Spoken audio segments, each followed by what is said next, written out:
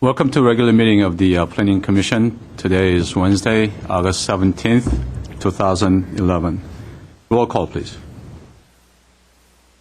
Here. Here. Here. Here. Here. Report regarding posting of the agenda, please. The agenda for this meeting was posted on Wednesday, August 10th, 2011, on the bulletin board outside City Hall and on the city's website. Thank you. Will Commissioner Schiss lead us in pledge of allegiance? Everybody please stand and join me in the Pledge of Allegiance. I pledge allegiance to the flag of the United States of America and to the republic for which it stands, one nation under God, indivisible, with liberty and justice for all.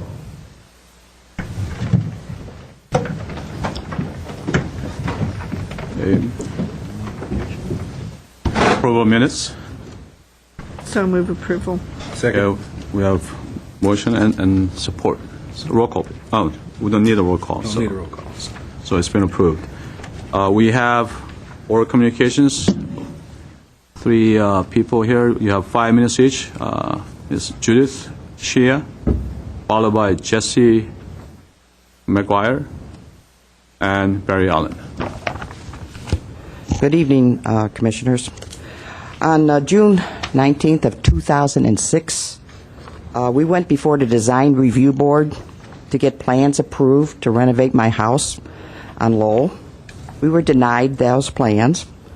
We met with the Planning Department numerous times to get a new set of plans that would be approved.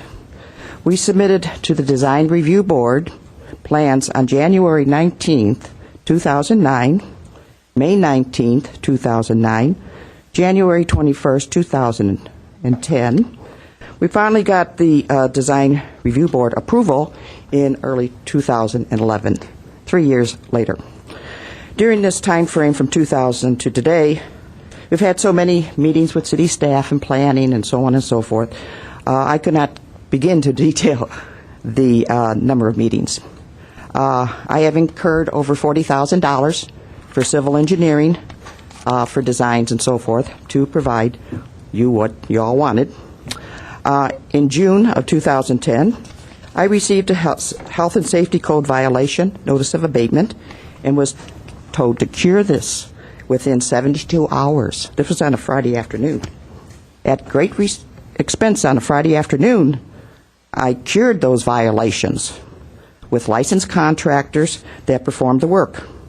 On Monday morning, I received a notice of ex parte hearing in the Burbank court. Okay.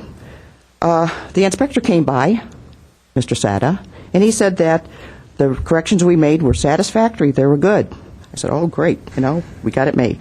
But what happened when we went to a meeting with the city, staff and so forth, and the lawyers, and our lawyers, the report was changed. Mr. Sada's report was changed, and the verbiage was added. Corrections were not done with the proper permits. This happened from a Friday afternoon to Monday morning.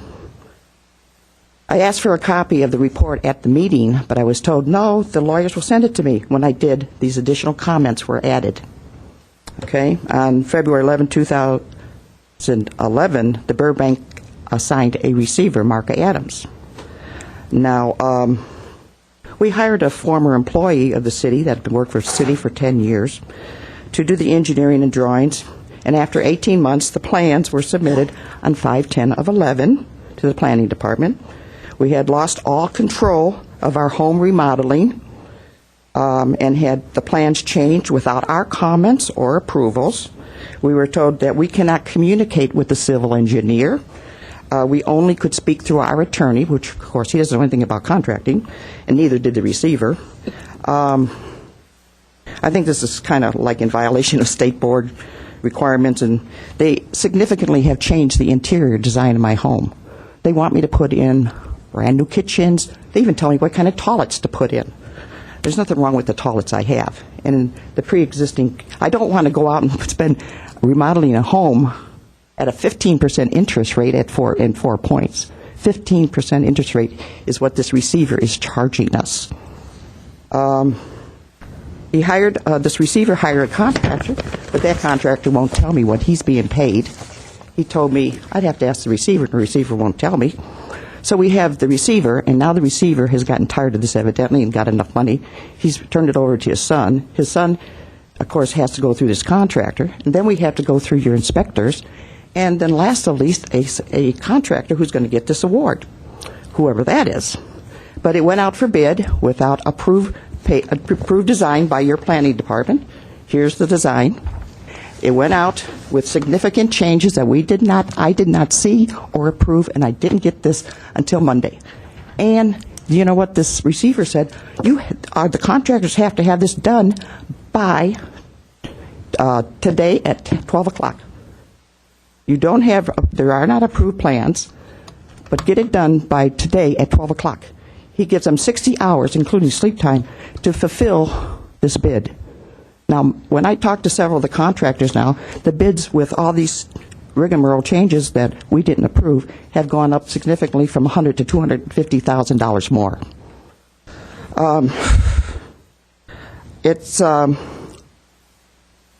I objected to some reduction to the dining room and living room because I got 12 grandkids and 3 great-grandkids, so we need a lot of space. The receiver refused to talk to us directly. We can only talk to him through our attorneys. Most of his billing is unethical billing because he holds himself out as a receiver and specialist and billing us as if he's starting out new at $350 per hour.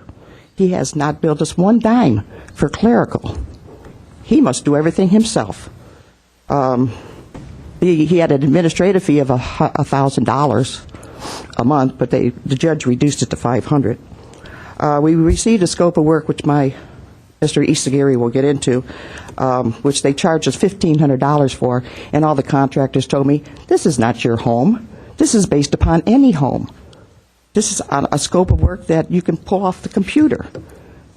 Anyway, we were denied due process, and Mr. Isagiri will get into that as well. Right there in the planning department, they denied me due process for getting permits. At the rate that things are going, it's going to cost me more in legal fees than it's going to cost to remodel the house. We have HUD. We want to get HUD reverse mortgage lending at 2.5%, okay, which will make a lot more sense than paying 15% for some of the remodeling. Is that the minute warning or something, or the whole thing? The warning. Warning. You're done. I have received my HUD certificate of counseling, etc. Receiver has billed us around $45,000 for his legal fees, and very little of that for permits and. I've asked you to wrap it up. Okay. Yeah. Well, I've been doing this for 3 years, so I tried twice to get money through the city development, but they said that I don't live here, even though I've been trying to do this for 3 years. It's just totally horrendous what everybody's putting us through, and I think they're trying to put us into foreclosure so that these people who are loaning this at this 15% hard money loan, I think what they're basically trying to do is put us into foreclosure, get us in a situation where we can't make the payments before I'm able to get the reverse mortgage done and sell our house off. They want it done the way they want it done, not the way we want it done, which to me is not the American way. Thank you. Thank you. Next we have Mr. McGuire. McGuire? Or?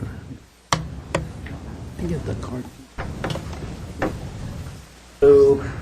I'm Jesse. You have 5 minutes to speak. Thank you. I'm Jesse Izagiri, resident at 4104 Lowell. I think what she was trying to say is that she went away for the weekend and she got a notice to abate some issues. And those issues included health and safety code.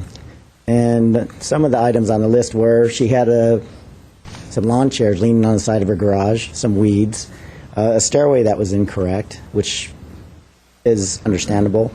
But she went to the expense and trouble of fixing all these items. Well, under the legal 72-hour notice, the city filed a horrendous lawsuit. The City of Glendale's attorney's office, which is, I think, budgetless from what I understand. They came at her with everything they have to take her house, put it into a receivership. Now, what the receiver's done in the meantime is submitted a plan to the city. It's been 6 months. This has been sitting around waiting for planning department and building safety to approve.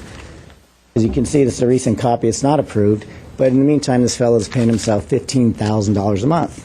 And the way he gets that money is he borrows it at 15% and 4 points on the equity of her home. So she's paying $18,000 a month while this plan sits in the city's department. As of today, this was not approved. Now they've set this thing out to bid, an unapproved plan set out to bid. Now the receiver is actually an instrument of the city. So in behalf, he's working on your behalf by doing this to this resident of your city as well. She was correct about denying due process. You get a notice to abate, you have some time to fix it. The city department that was in charge of that, Neighborhood Services, never came back to inspect or check. We invited them back. It took them over a month to come back. At that point, he said, all your violations are correct and cured. However, you don't have permits for that. In my infinite wisdom, I went down and said, we need a permit for this, this, and this. He said, well, we can't give you those permits. Like, well, why not? Well, we can't do that.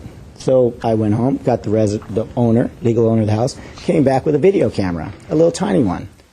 And he said, this is the owner. Why can't you give her permits to correct these issues that are health and safety code violations? And on the video camera, it would specifically say that, well, the city has put a hard block on your property. What's a hard block? I've been in construction 30 years, never heard of that before. Well, somebody up in the attorney's office talks to the planning department and locks you out in the computer so we cannot issue permits on this property. And I specifically say, so they've issued you, we've got violations saying we need permits, and you're denying her to be able to get those permits. Yes, there's nothing I can do to take this block off. I said, well, there's some really health and safety issues. We need smoke alarms for this house. Can we get a permit for smoke alarms? And after about 25, 30 minutes, somebody from planning department comes over, unlocks his computer, lets her get a permit for a smoke alarm, and then locks it back up. So we say to you guys, if this were your home, what would you do? And that was 7, 8 months ago. Now we're talking $15,000 a month 7, 8 months ago. And we still have an unimproved plan that's going nowhere quick. And in fact, this plan was by this receiver fella, who is an instrument of the city, has redesigned her house completely where it would cost a few $100,000s to do this on this plan. But when they actually come to the job site and find out that they have to move foundations and stuff 6 inches because the plan is incorrect, it's going to cost her a lot more. So she's correct in saying she will probably lose the house over this. And she owes very little to the bank for the house, which makes it prime for stealing equity in a property. I'm not saying he's stealing it because it's a legal instrument of the city. However, it's not ethical. And having justice for all, like we just alluded to the flag, she should have her due process. And as planning department, this sits on your desk somewhere, and they're back there now.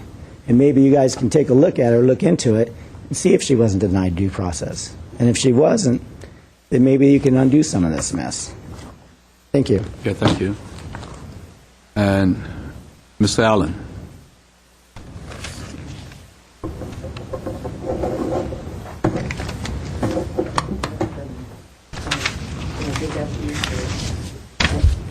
Give it to her. Yes. This is part of the public record now. It belongs to the city. Thank you, Mr. Chair. And Commissioners. I'm Barry Allen. I met Ms. Shea last evening at the Glendale City Council, and I heard her story, as did members of the press. And this morning, I went to visit their house and looked at all of the legal papers, the court orders. There were some documents that I've seen that really make this look like a mill to create foreclosures. And when I saw this information, I thought, well, you know, there's two sides to the story. And we haven't really heard the city side, but I don't know if there really can be one. In looking at the materials that I saw, it looked to me like the city of Glendale has come up with a new way to take property without using eminent domain. They require permits. They don't issue permits. And then through the DRB on multiple hearings, and I don't know why they didn't get here, and I don't know why they weren't appealed to the city council. The next thing is that the city has hired a law firm whose specialty is doing things just like this.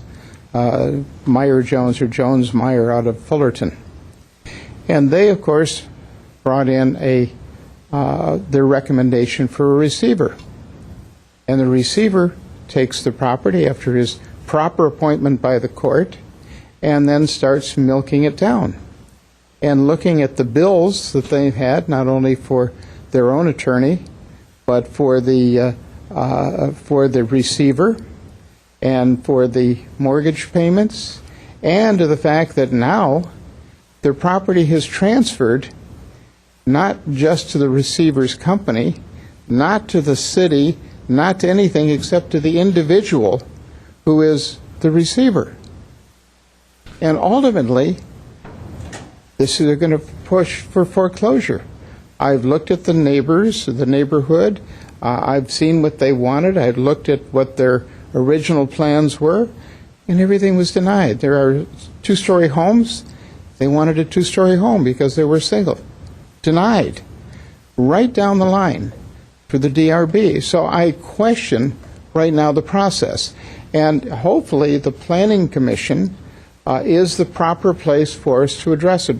They have addressed it to the City Council, and I know that Mr. Hagani was sitting there, and he was passed his card around, but these people today at noon, the bids had to be in from a contractor that they don't even know.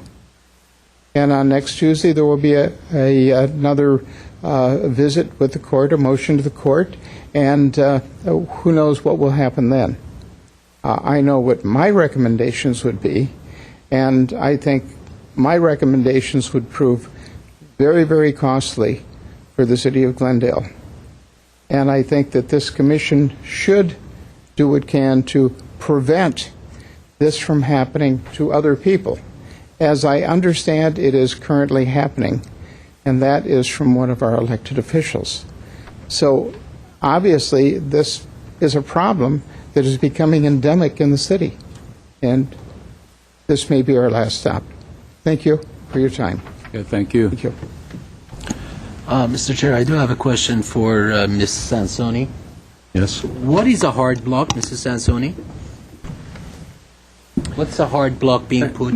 Mr. Chair, members I- of the commission, that's a technical term. I'm not familiar with that term at all. Can I ask a question Perhaps before we Mr. go into Hagani this? can answer that question for us. In short, Mr. Chair, members of the commission, it means that the staff isn't the computer is programmed so that staff cannot issue or take any actions on the site. And I recommend that you do not ask questions or discuss this matter at any point. This is something that is at the city attorney's office, and the city is engaged in legal action. We recommend that you do not discuss this. Thank you. That's the question I think you wanted to ask. Yeah, I think action was started on this with the city attorney, and anything we say here, well, we can't say anything. I mean, it's already started. The request was made by the person, by the owner, so I fear that beyond this, we're kind of Right. going in a direction that we can't go, because they've been directed by the city, by the commission, the council, to research it and so bring it's- back information. It's on the record, and this commission has heard it. So let's move on to the next item. Zoning appeals, non-planning commission items. We have new business, which brings us to our presentation. Ms. Stadler. Thank you, Chairman Lee, members of the Planning Commission. This item, it's quite complicated. I'll read it into the record. It's the draft North Glendale Community Plan. As part of that, we're looking at a North Glendale Community Plan. We're calling that case PGP 2008-005. We have general plan amendments. Those are also part of PGP 2008-005. We have zoning text amendments. Those are part of PZON 2008-011. A through D. We also have zoning map amendments, PZON 2008-012 A through D. And we also have comprehensive design guidelines. I know those were distributed before. Those are actually a draft document, as is the community plan. We also have a draft ordinance that was brought to you. That is a draft fence overlay zone.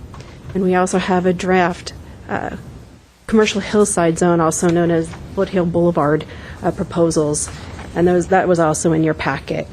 And today what we would like to do is give you an overview of how all these different documents work together to affect change in the North Glendale community area. The majority of the areas we heard from residents, and I'll go through a little bit what we've heard, has to do with preserving the character of the environment that's already there. This is the North Glendale Community Plan area. It's essentially the area north of Montecito Park and Spar Heights within the city of Glendale in the Crescenta Valley. We had lots of community outreach starting in spring 2009. We met with a variety of homeowners groups, business associations, schools, churches, individuals. We came out on the weekends, after work, in the mornings. We spoke with a variety of people just to identify what the issues are facing North Glendale. Based on that, we had a report that we presented to the community and then presented to the City Council, identifying issues that we felt needed to be addressed in the area. And our recommendation at that time was to look into doing a community plan and implementation documents, and that's what's in front of you today. Based on the direction from Council, we found that there were some areas of disagreement that we've discovered through the community outreach. An advisory committee was formed by the City Council. They met primarily between August and November 2009 to work through those issues. There were essentially 6 of them there in the report. I know we presented that earlier to you last month.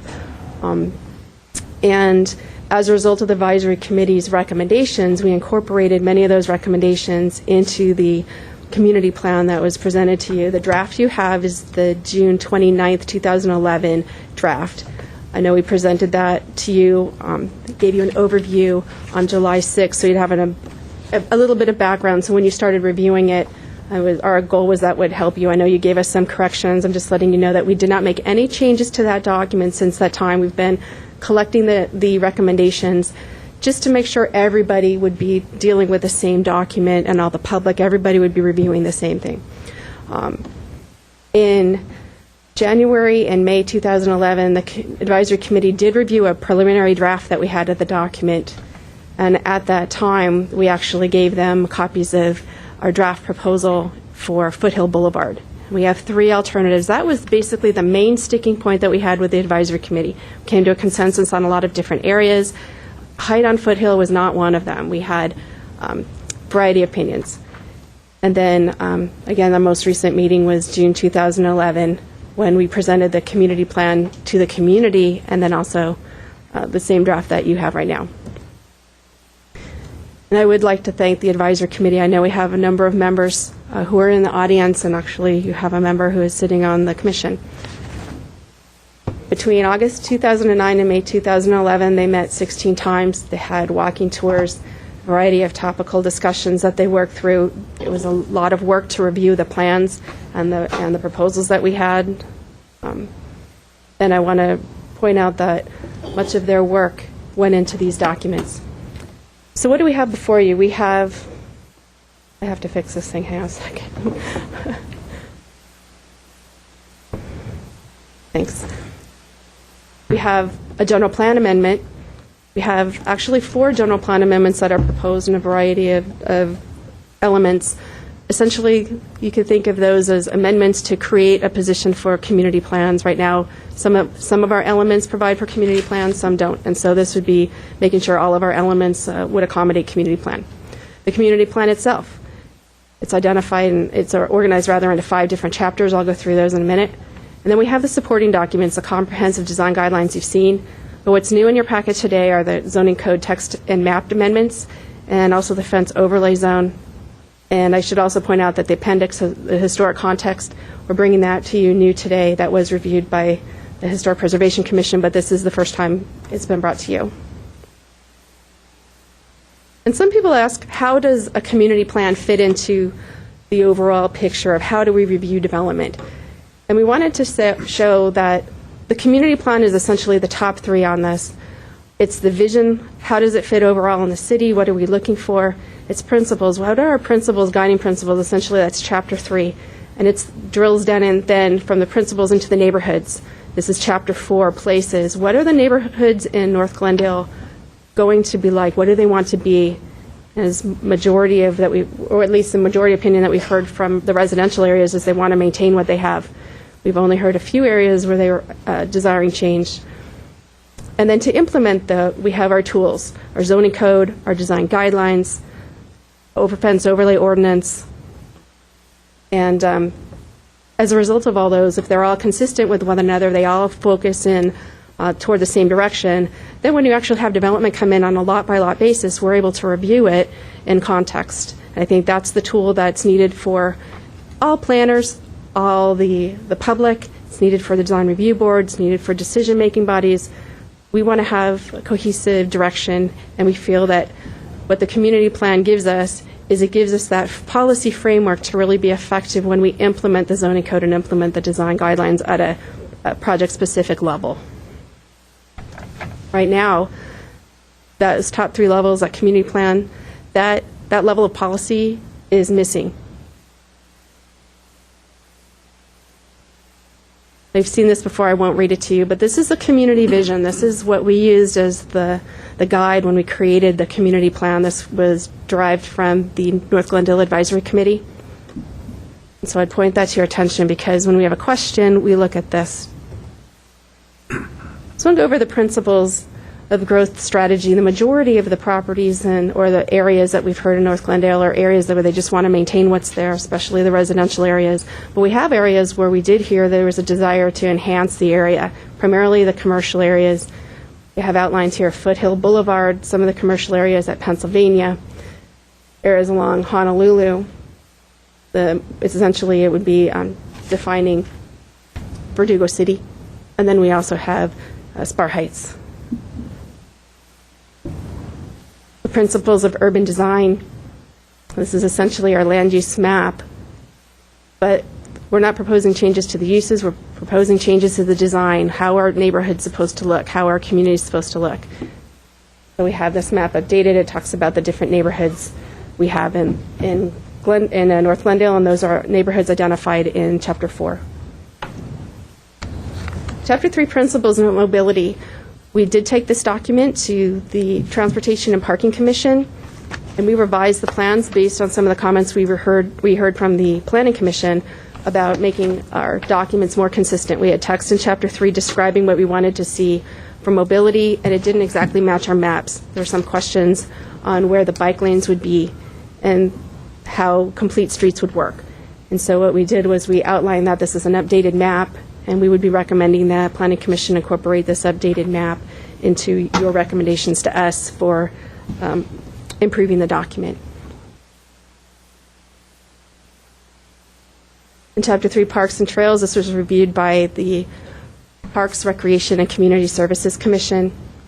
And again, they had similar comments to the Planning Commission of the need to make a better connection between the text and the map, and so that's what we'll be proposing to do. They had concerns about bike paths and routes. We've decided, based on recommendations from the Transportation and Parking Commission, to call them bikeways. And what we're looking at essentially on this map is connections between open space and developed parks and community facilities. And the Parks and Recreation and Community Services Commission did recommend approval of this document to the Commission. Then we have Chapter 3.12, where we talk about the history. And this went to the Historic Preservation Commission. They took a look at the community plan as well as the historical context. And the historic context we're proposing to include as Appendix A for the community plan. And they took a look at this map, what recommendations there that we include more of the history throughout the plan. So we would recommend that you give us direction to follow the Historic Preservation Commission's direction. Copy of their proposal is included in your report. A lot of their recommendations were included in the historic context that you received.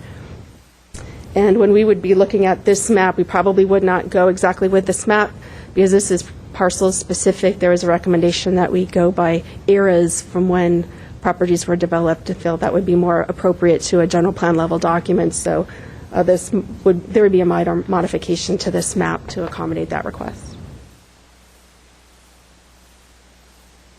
And then we have Chapter 4 places. This is, again, as you've heard before, this is the heart of the document where we talk about the neighborhoods and what we would like to see. And these are the neighborhoods in North Glendale. And when we talk about neighborhoods, overwhelmingly we heard preservation. One of the descriptions that we've included in your proposal is description of the neighborhoods and basically essentially basic guidelines for the various neighborhoods. One of the comments that we heard from the Design Review Board is the need to include more information about hillside neighborhoods, and so that would be incorporated within the comprehensive design guidelines to make sure we address that. But the Design Review Board did look at the neighborhoods. They did have comments, and those are included in the report that went to you. And the Design Review Board did recommend approval of the design guidelines, and the residential neighborhoods is only part of that. So we'll talk about that further in a bit when we talk about some of the zone changes we're proposing. Verdugo City, this is an area that was proposed to be enhanced. Verdugo City, when you drive on the freeway on the 210, actually has a sign for an off-ramp, but when you exit at Pennsylvania, no one's sure where Verdugo City really is. But there is a Verdugo post office at La Crescenta in Honolulu. Our proposal is to we think that there's an opportunity to enhance that area to actually make a center there in the future should those properties ever redevelop. And so that is in the proposal. And if you look at the description for Verdugo City, it explains what we are hoping to see, and it is a vision for the future, and we recognize that it is not there now. For Montrose, this is an area that people want to maintain. They like the scale of Montrose, the way it looks. And in Chapter 4, that's the description that we have for the Montrose Shopping Park. The only recommendation that we did have was to extend it to the west, and that would be to extend it to the west to include the Trader Joe's site on the south side and to extend to Orangedale on the north side. And it would be, right now, Montrose is zone CR. What we would be looking is extending the CR zone again to Orangedale and then to Sunset Avenue on the south. Now I should point out that we did hear from property owners that were on the north corner of Orangedale and Honolulu Avenue, and they have concerns because they have an office building, a 2-story office building. Under the CR zone that we have right now, we require that no office uses be on the first floor. We actually prohibit them. And so they do have concerns with that. I do see them in the audience, so I believe they'll be speaking to you about that later, but I wanted to draw your attention to that. And that would be, see if I can get I can't get the arrow to work. When we go to Spar Heights is the next area. When we're looking at Spar Heights, our recommendation was that areas on the west side of Ocean View have a decrease in height, allowable height. Right now, it's zoned C3, Height District 1, that allows up to 50 feet high. That's the same zone as on Foothill Boulevard, C3-1.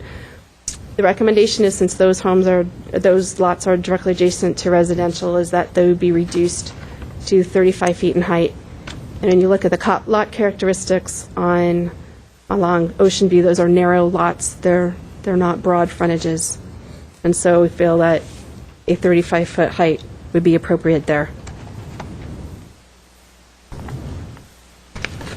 In Indian Springs, okay.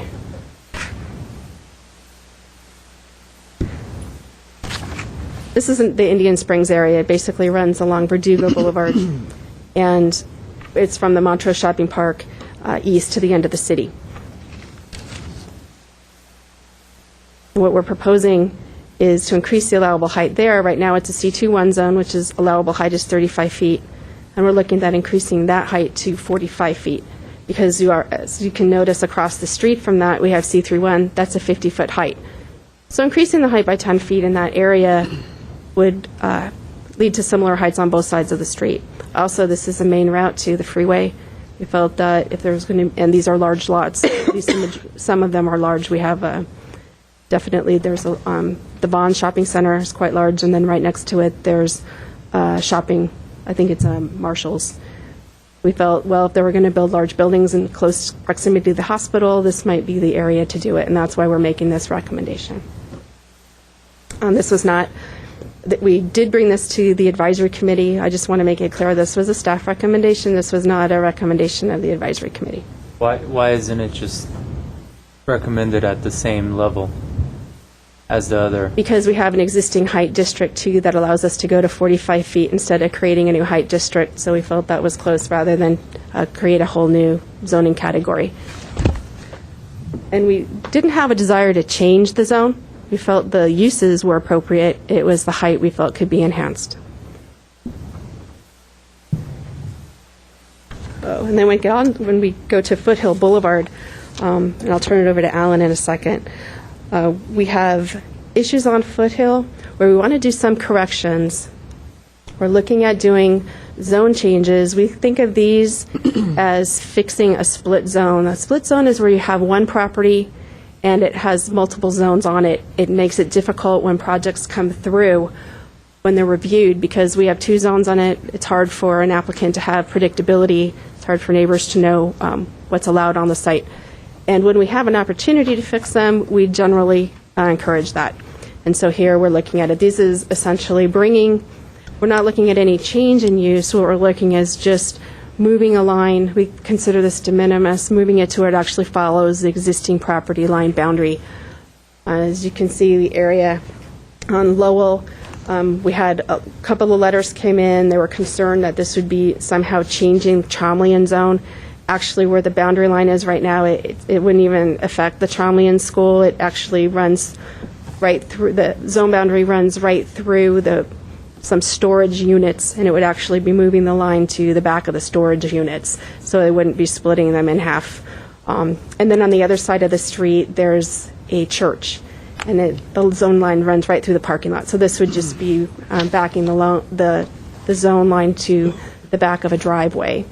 And then we have zone changes that we're proposing that are along, kind of they're in back of the Foothill Toyota. There's a residential zone that's in the back.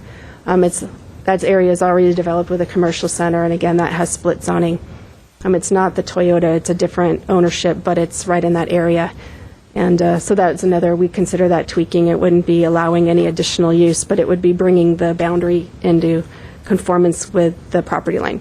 And I should point out that, again, those were not recommendations that came from the advisory committee. Those were recommendations by staff to correct some mapping that had occurred in the past. And I think they're all pretty self-explanatory. If you have any further questions on those, I'll be happy to answer after we're done with the presentation. But that accompanies the zone changes, we're also looking at some minor general plan amendments just to make sure that the underlying general plan designations would be the same as the zones. So I won't go through those, but you can understand we just want them to be consistent.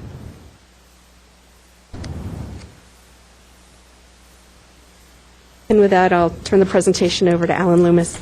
Before we go on, commissioners, if you can kind of write down your questions and hold the questions till at the end of the presentation. But what we like to do is we like to also hear from the public. So hold your questions till then. Then after that, then we'll open for questions. Thank you. Okay, thank you. The discussion that'll follow is really focused on Foothill Boulevard, both the vision for Foothill Boulevard, some areas of agreement, and then ultimately the zoning proposal for Foothill Boulevard, which we're referring to as a commercial hillside zone, so it'd be a CH designation. But throughout the remaining of the presentation, I'll refer to it as zoning for Foothill or Foothill zoning. I do want to say this presentation will be the same material that's been presented to the Commission before, also to the Advisory Committee. The graphics, however, are potentially going to look different. We've done this presentation also with the Design Review Board, and a number of times in the public we've gotten a lot of good feedback about how to better communicate our ideas. So it'll look different, but actually the content is ultimately the same. So with that, one of the discussions about Foothill Boulevard really was to talk about a vision for Foothill, is where we began. And definitely there was an interest in enhancing the characteristics, the visual characteristics and economic vitality of Foothill. And one of the things we recognized is that Foothill really is this pretty typical suburban commercial corridor for most of its length, not only through Glendale, but also through the county and beyond. However, in Glendale, there is a rather unusual section of the street where buildings are currently located right up against the property lines. And so we've ended up calling that a Main Street commercial corridor. It's very common Main Street type typology, building types, right in the middle. So there's actually a recognition there's sort of two kinds of Foothill Boulevard. So in a suburban corridor, you have very typical kind of suburban developments, oftentimes with parking lots located adjacent to the street or in front of the buildings, and buildings perhaps set back. So here we're talking about the vision as to sort of acknowledge that's the characteristic of the street, but really focus on some of the visual enhancements. To a large extent, it's about landscaping the parking lots and the sort of street edge along the sidewalk. The suburban corridor is not to say that we anticipate this being no pedestrians or no bicyclists there, but really it's a recognition that predominantly cars are the dominant use there. And while it should be very nice and pleasant for pedestrians, the building characteristics might be a little bit different. On the other hand, a Main Street corridor is definitely a pedestrian-oriented place. And in fact, it's actually called out as a pedestrian priority area in our mobility maps. And this example on the right is not this stretch of Foothill Boulevard, but with a little bit of extra landscaping and some new storefronts, that stretch of Foothill Boulevard potentially could look like this and could be a pleasant place to walk to. As I mentioned, the existing building stock in that one block area already sits right on the street. The parking is already generally in the back and not facing onto the street. So it has a different characteristic than the other portions of Foothill. When we talked to the advisory committee about Foothill Boulevard, we found that there was actually a number of areas of agreement about how they saw Foothill Boulevard evolving. And the first was that there really was not a strong desire to try and change the mix of uses on Foothill. There's a lot of different kinds of uses happening on Foothill, and generally people felt like it was appropriate for them to stay in that mix of uses to continue to happen on the street. So the zoning standards are purely design standards in terms of building envelope. They don't affect any of the building uses or allowable uses. In terms of the building design, a couple of areas of kind of strong agreement from the advisory committee was first that we'd like to see varying roof heights. I think there was a sense that the crew cut building on the left was not desirable. The building on the right, which is on Foothill Boulevard, was one that a number of people said, we'd like to see something more like this. I don't know that I would go so far as to say that building is universally loved, but it definitely represents more of where the community would like Foothill Boulevard to evolve in terms of architectural characteristics, sort of in one building sort of giving a village appearance rather than a sort of boxy office building. Another strong interest on Foothill Boulevard is to see buildings follow topography. This is definitely a very prominent concern on Foothill as you run north-south, crossing the street where the slope is dropping. This example is not in Foothill, not in Glendale or La Crescenta, but it does illustrate an idea that the buildings are sort of terracing down as they follow the hill and the slope. We also spent a lot of time talking to the advisory committee about the need for buffering between residential and commercial properties. With very few exceptions, all of the commercial properties on Foothill Boulevard back up to residential properties, mostly single-family residential. And so there's a very abrupt transition between commercial properties and residential that's particularly amplified on account of the dropping slope, especially on the south side. So this image on the left is on the south side of Foothill Boulevard, where you can see an office building transitioning rather abruptly to single-family residence. So there's a lot of discussion with the advisory committee about the need for some form of landscaping, terracing of the retaining walls and the like as a transition. So with that, there was broad agreement on those principles, but as they say, the devil is in the details. And so when we started working through some of the details about how to accomplish this, this was one area where we didn't always get universal agreement. And so on the issue of building, the allowable height of buildings on Foothill Boulevard, as Laura mentioned, and as I'm sure the commissioners are aware, the advisory committee did not come to a consensus on that point of view.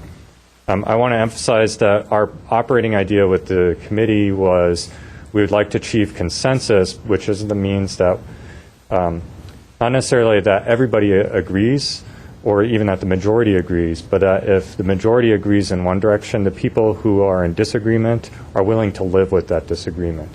And so while we may perhaps hear a majority opinion regarding building heights, the people who disagreed on some of the opinions regarding building heights disagreed pretty strongly. So we felt that there wasn't a kind of consensus on building heights. So we ended up presenting to the advisory committee 3 different options for building height on Foothill Boulevard. And I'll kind of illustrate those as we move forward. The first thing that's important to understand is how we measure building height under our zoning code. Building height is measured from the highest point of the building, generally, and some exceptions for elevator towers and things like that, down to where the building comes out of the ground. This is very critical when we talk about buildings that are on slopes. And I think this is a case where we probably have not done as good a job as illustrating this as we have in the past, so we've augmented this from previous presentations with some other illustrations. But just to give a sense of building height, this one we've seen before, this building is approximately 45 feet high from its lowest point to the top of that roof, kind of a rotunda shape. The other elements of the building are probably about 40 feet high. The example that we saw earlier is the not preferred boxy building is maybe approximately 42 feet high. I think this is a good illustration that the issues regarding building height are not always ultimately the number, but oftentimes the design of the individual buildings. And we heard that from the advisory committee. Design was very important. This is a building that we've heard a lot about. A lot of people have probably referenced in some of the letters and emails you've received. It's in the Montrose, Spar Heights area. This building is built under the current C3 zoning is 50 feet high. One of the reasons this building has a completely flat roof and doesn't terrace up onto and follow the slope of the topography is because building height, as I said, is measured from where the building comes out of the ground. In this case, it's the southernmost lowest portion of the building measured to the top of the roof. So you can see at that lowest portion, the portion of the building where it's at the bottom of the slope, from the bottom to the top, it's measured at 50 feet high. That's allowed under the current zone. So when we look at buildings on Foothill Boulevard and some of these other downslopes properties, we end up in a situation where the way we measure building height in our code is somewhat counterintuitive to how people experience the street. So this particular strip mall office building, retail building on Foothill, from the street, it looks like, measured from the parking lot up to the top of that little rotunda gazebo, maybe approximately 18 feet. But this building has an exposed basement on the south side, which means that measured by our code, this building is probably about 36 feet high, measured from that southern exposure to the top of that roof. Another good example, and this is again on Foothill Boulevard on the south side, there's many examples like this where there's a little building, a small building, this little one-story retail building with a nail salon, looks like maybe about 12 feet high as measured from the sidewalk. But again, this building has an exposed basement. We measure height from that bottom level of the exposed basement to the top of the roof. This building is probably, in fact, about 24 feet high as measured by our code. I think one of the examples that's probably the most telling of this is Jay's Maintenance building. It's measured from the street, from the bus station or bus stop in front of it. That building is probably, looks to be about 8 feet high, no taller than that. But again, this building has an exposed basement on the south side. In fact, you could drive into the basement through garage doors, which means is in fact you measure that. This building is a 24-foot high building according to our zoning code. So when we see how building height is measured, especially on Foothill Boulevard, we end up with some counterintuitive situations. The other issue in measuring building height on Foothill Boulevard has to do with retaining walls. Because building height is measured where the building comes out of the ground, if you can artificially move the ground plane by building up retaining walls, that's the point at which you start measuring building height. So this example is Strip Center on the south side of the street, probably approximately 30 feet high as measured from the ground plane, which is the parking lot in this case, to the top of the building. But as you can see, there's actually a fairly substantive retaining wall. It's approximately 20 feet high that is basically artificially raising the ground plane up. And so a significant portion of the discussion regarding building heights on Foothill Boulevard has to do with retaining walls. This building, if you were measuring, including the retaining wall, might be a 50-foot high building. But in fact, it's only 30 feet with a 20-foot retaining wall that doesn't count. So that, and this, illustrating this in a kind of section diagram, everything that's illustrated in the kind of brown, think of that basically as dirt. You could put underground parking in there, but think of it as basically dirt. You can build that plane up however you like using retaining walls, and then on top of that you're putting a building from which you then start measuring building height. The gray is representing building in this case. So we felt that it was very important, thinking about regulating building height, to start thinking about retaining walls and the ability of building up retaining walls. So we're controlling how much you can build up the ground plane. So just a few examples. Retaining walls are a very big issue on Foothill Boulevard because the slopes are oftentimes pretty extreme, particularly when you're putting in parking lots. So these are some examples on the north side of the street. Existing examples, some enabled under our current zoning code, where we have no limits, by the way.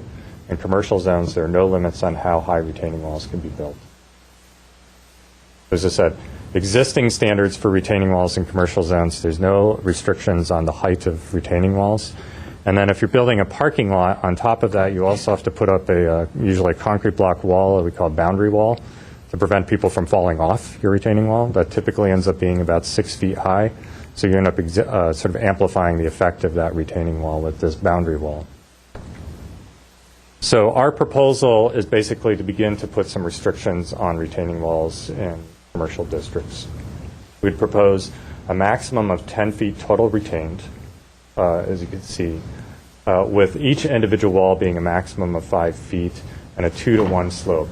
This would in effect require people to begin to terrace their retaining walls and put in, allow for areas for planting, so there's kind of vegetation growing over the retaining walls. It'll also ultimately have a big impact on building height as people potentially build up the ground plane on properties on Foothill Boulevard as they try and make up the slope. So just give a sense of what this might look like. This is in fact a residential driveway, but it's a fairly good indication to sort of scale it up a little bit of kind of what we were hoping to achieve with these retaining wall standards. This is an image that the advisory committee saw. They said this is a pretty nice transition. We like this mixture of materials. It's not all concrete block. It's concrete block. There's plaster. There's vegetation. There's some wood on there. So it's a nice, aesthetically pleasing sort of transition. Zoning standards can't get you aesthetically pleasing, don't always sort of get you beautiful things, but they can get you closer. So the first thing we think is important to do in our proposal is to regulate retaining walls in the commercial district on this commercial hillside zone that we're proposing for Foothill Boulevard.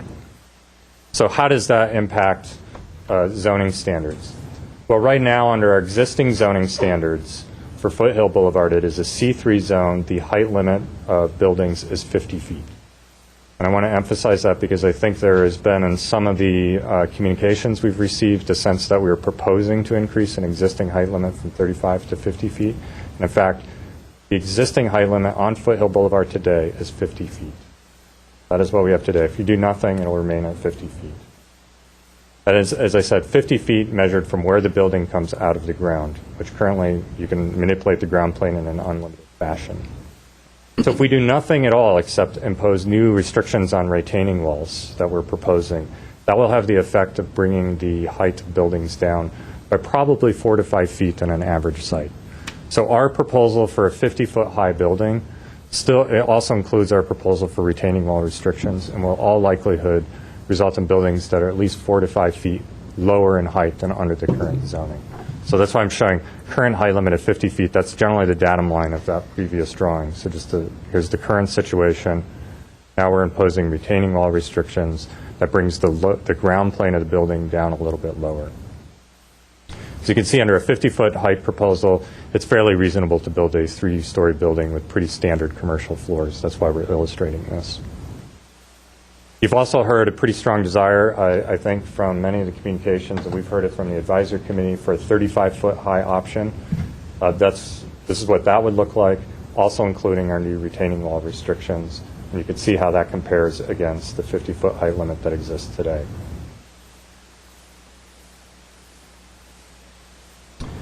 And finally, option 3 was an option that staff put on the table for discussion with the advisory committee.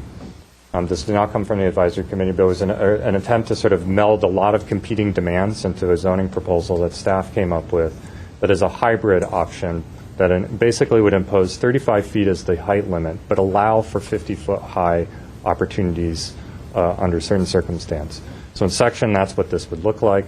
The way this would work is that a portion of the building footprint would be allowed to go up to 50 feet high, provided it was on the front half, the Foothill Boulevard side of the site. So this was an effort, I think, on our part by staff to try and say, well, this is a way of sort of using the desire for additional square footage to generate varying building heights by locating the building forms on Foothill on the uphill side. It sort of also, as you can see, the building does terrace with the topography, so it was an effort to try and accomplish some of the goals that we had heard from, or desires that we had heard from the advisory committee. As I said, ultimately the devil is in the details, and I'm not sure we sort of got as close as many of the advisory committee members would like with this particular proposal. We tried to illustrate how this might look on a couple of sites. This one is known as the Foothill Lumber Site. Many people are familiar with it. It was the subject of a development proposal a number of years ago that was ultimately denied through the design review process. But our staff proposal might have this kind of impact, look this way on that particular site. On the Jay's maintenance site, it might take this form, should that site redevelop. Now, one of the things we did look into, and this was at the request of a couple members of the advisory committee, is what kind of impact our proposals would have on the Jay's maintenance site. As I said, many people think it's a pretty small building. It is in fact 23 feet high, even though it's about 8 to 10 feet high on the sidewalk. And the question was, could this building put a second floor on top of it, another floor on top of it under our proposal? So we looked into that, and because it already is an existing 23-foot high building, with a basement and then a kind of mezzanine second floor. At 23 feet, if we had a 35-foot high height limit, that only leaves about 12 feet left over to put on that extra floor. Now, of course, 12 feet seems like a reasonable floor-to-ceiling height, but you have to recognize that if you're going to do a building at the top floor, you have to have a parapet wall to screen your mechanical and HVAC equipment. That's a couple of inches, a couple of feet. Then you probably have at least 18 inches worth of structure and roofing material and pipes and ductwork.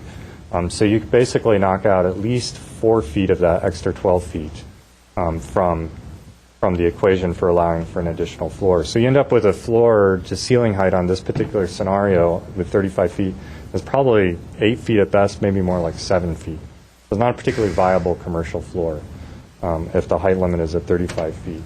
As I said, this was at the request of a few members of the advisory committee that we play out that scenario on this particular property. Now, to be fair, we also looked at the north side of Foothill Boulevard and what these zoning proposals would do on the north side. So this is a rendering prepared by Ms. Reich of how 50 foot would look on the Just Tires property if that building were 50 feet high in your current zoning, or a 35-foot high proposal. And on the north side of the property, because the street side, the sidewalk side, is generally the lowest portion of the property, this is where the height limitation generally is more intuitive. The 50-foot high building imposed a restriction on the north side of the property. Generally, you're going to see that height is going to be measured from the sidewalk to the roof. Not from this kind of weird condition where you're in the back of a property that nobody really sees. 35 feet as well, looking at what that might look like. In this case, you could see that's probably a 2-story building with the first floor generally buried into the hillside. And then staff's proposal for a hybrid option, allowing for opportunities for a 50-foot high portion of the building. Now, this proposal and these options were reviewed by the Design Review Board. They did discuss these, and ultimately a design review board did recommend option 3, this hybrid proposal of 35 and 50 feet. So that's included. Their recommendations are included in your packet. So to come back and sort of begin our conclusion, going back to any discussion we have regarding the zoning standards for Foothill Boulevard or any of the other zoning standards in front of you, we think does need to be grounded back to the vision expressed in the community plan, Chapter 4, places description. What is the vision for individual neighborhoods? How do they want to evolve? How do they want to see their future growth happen?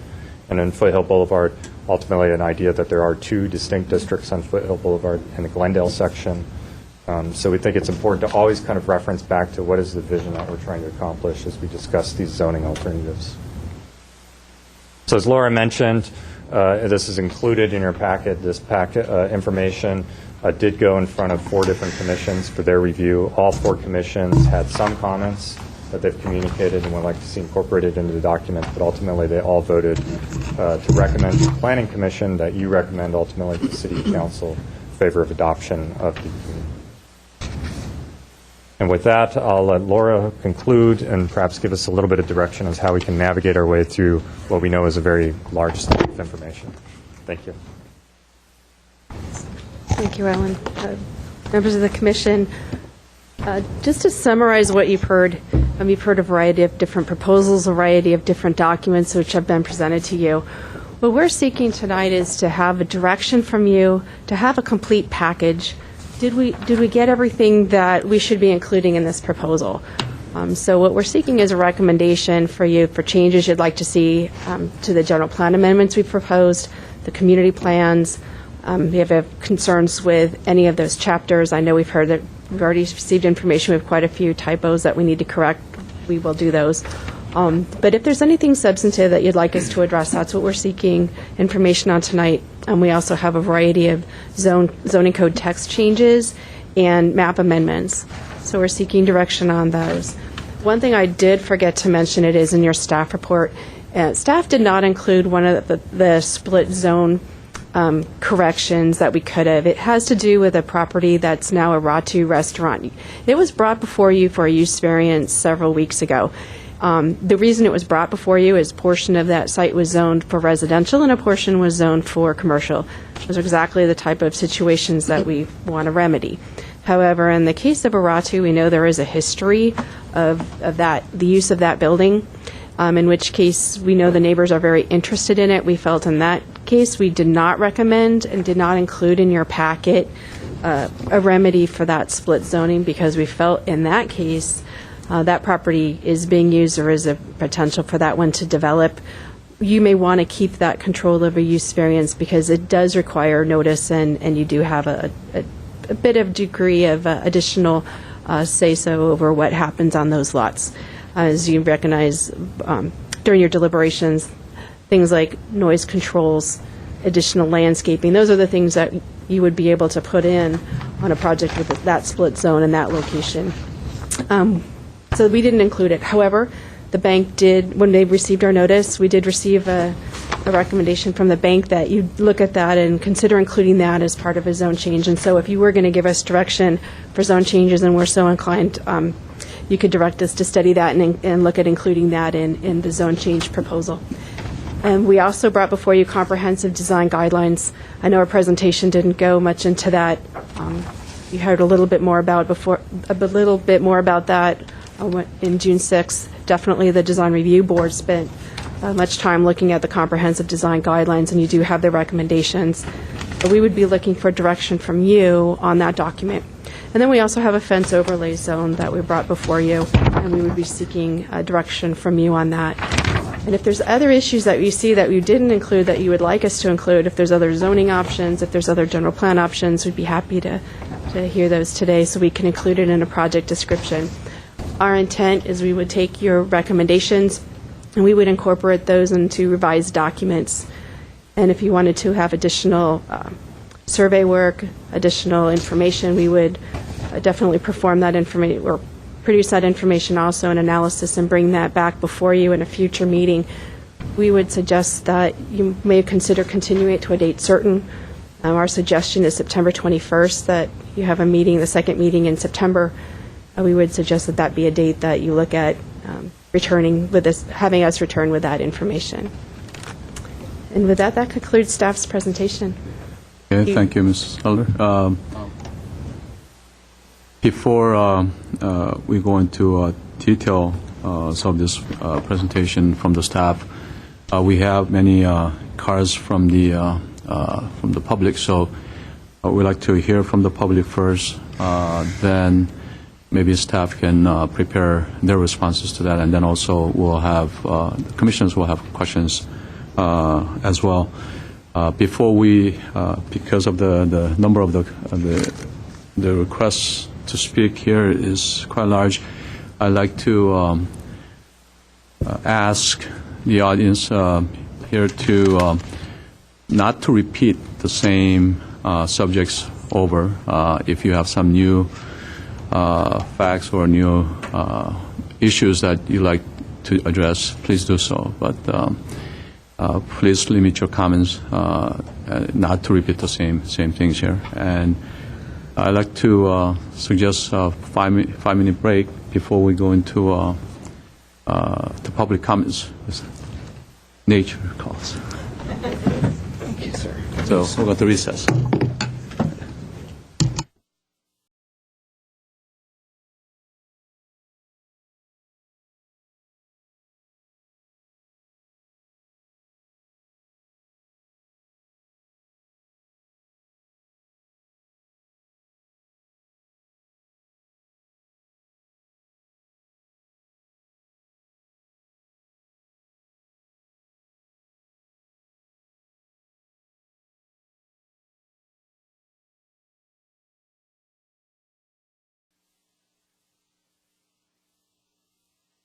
Because of the enormous amount of material that we have before us, we'd like to hear from the public and answer any questions,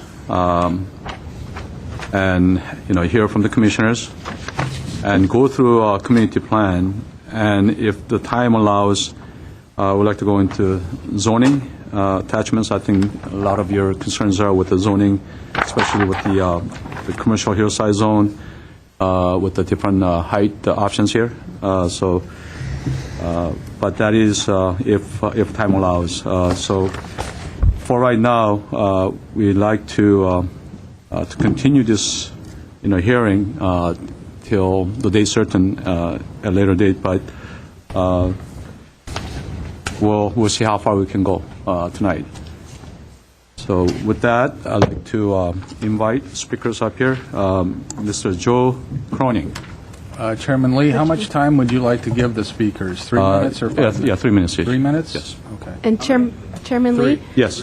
Okay, great. I would also like to let you know that the audience may not be aware, but you received several packets of letters on the dais. It has to do with all the letters that we've received since the original staff report was distributed. You have a large packet that's clipped together, and then we have a list of phone calls, and the major points from the people who called. I believe we had 9 or 10 people call. And then just since your meeting started, we have another 6 letters. So I just want you to be aware that we are distributing that. Some of the speakers here may have submitted some of these letters. I just want them to realize that you were given a copy. Yes, thank you. My name is Joe Craning. I'm a 70-year resident of La Crescenta, Glendale. I'm a business owner and a property owner in the North Glendale area. And I volunteered to serve on this committee because I wanted to get the business point of view combined with the residents' point of view and create a cohesive community. And I think the volunteers and the city staff also did a pretty darn good job. I agree with 99% of what's in the recommended draft plan, and I would urge that it be adopted with option 3 for Foothill Boulevard. Thank you. Okay, next we have Mr. Jeff Sneed.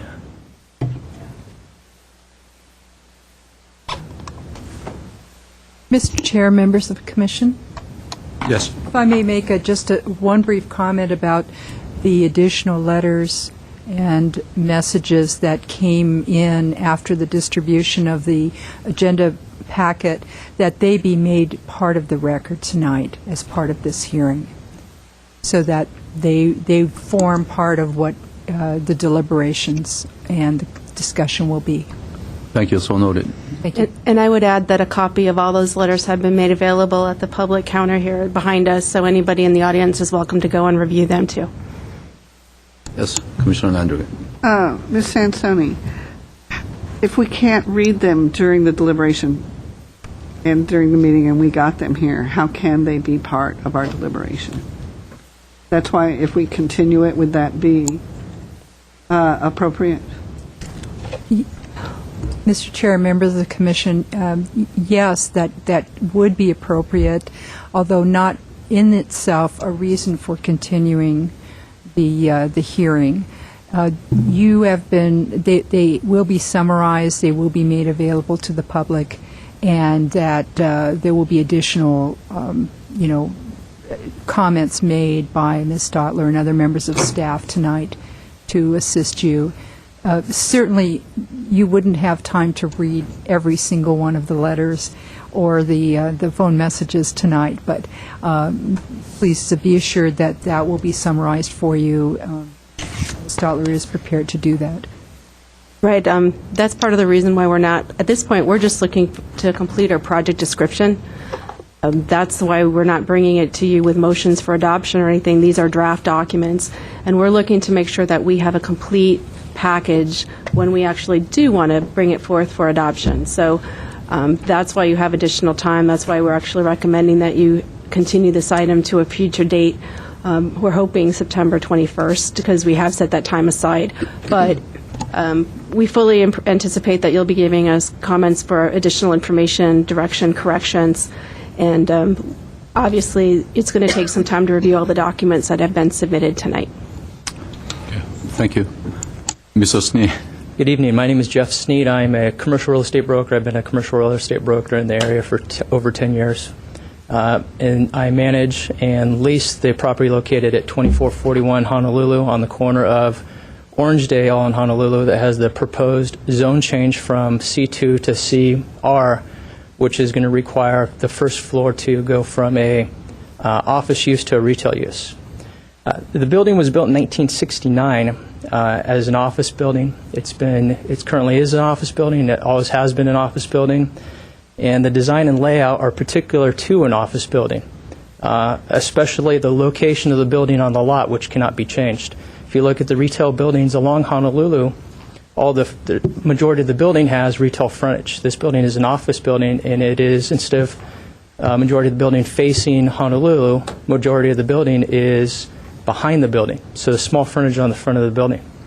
That makes the ratio of the street frontage to the depth of the building not the best ratio for retail, and this is a better use as an office building, as well as the location of the building, but the location of the exterior windows, the entrances to the building, location of the restrooms, location of the stairways, location of the building systems that are incorporated into each wall of the office suites.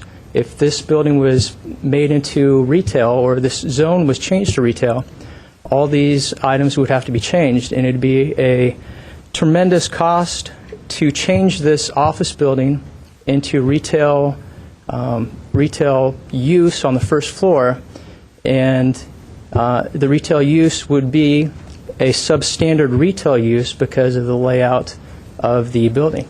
The substandard layout would be because of the minimum clearance height. The majority of the retail space has high ceiling clearance height. So this is an office building, hence the ceilings are lower. In my opinion, as a commercial real estate broker, the first floor retail space on this building is not capable of achieving market rent for this area. If you change this to retail space, it will not be able to achieve the retail market rent that the rest of Honolulu is going. To put it simple, this building, if you rezone it, will not perform as a retail building. Its highest and best use is and always will be an office building. Thank you. And I therefore respectfully request that this building is exempt from the zone change. Thank you.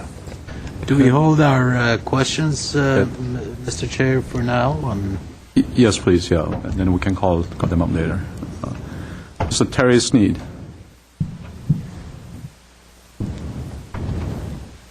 Good evening, Commissioners. I'm Terry Sneed. I live at 5341 La Cañada Boulevard in La Cañada. I'm the owner of the building at 2441 Honolulu Avenue. That's approximately 18,000 square feet, and the adjacent parking lots. Jeff is my son, and he has stole much of my thunder. So, and in keeping with your request to not repeat, I won't say anything that he's already said. But if we were required to get a conditional use permit upon vacancy. That would be financially devastating when it takes time and money to do that. In addition, if a prospective tenant comes in and knows that they have to apply for a conditional use permit, they will opt not even to go through the process. They'll just go someplace else. So I respectfully request that we not have the zoning for our building changed. Thank you. Thank you.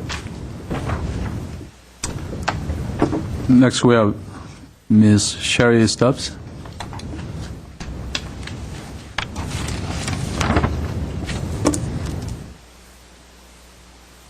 I've sent three sets of comments commencing June 29th, and I hope they're in your packet. I think Laura said they are.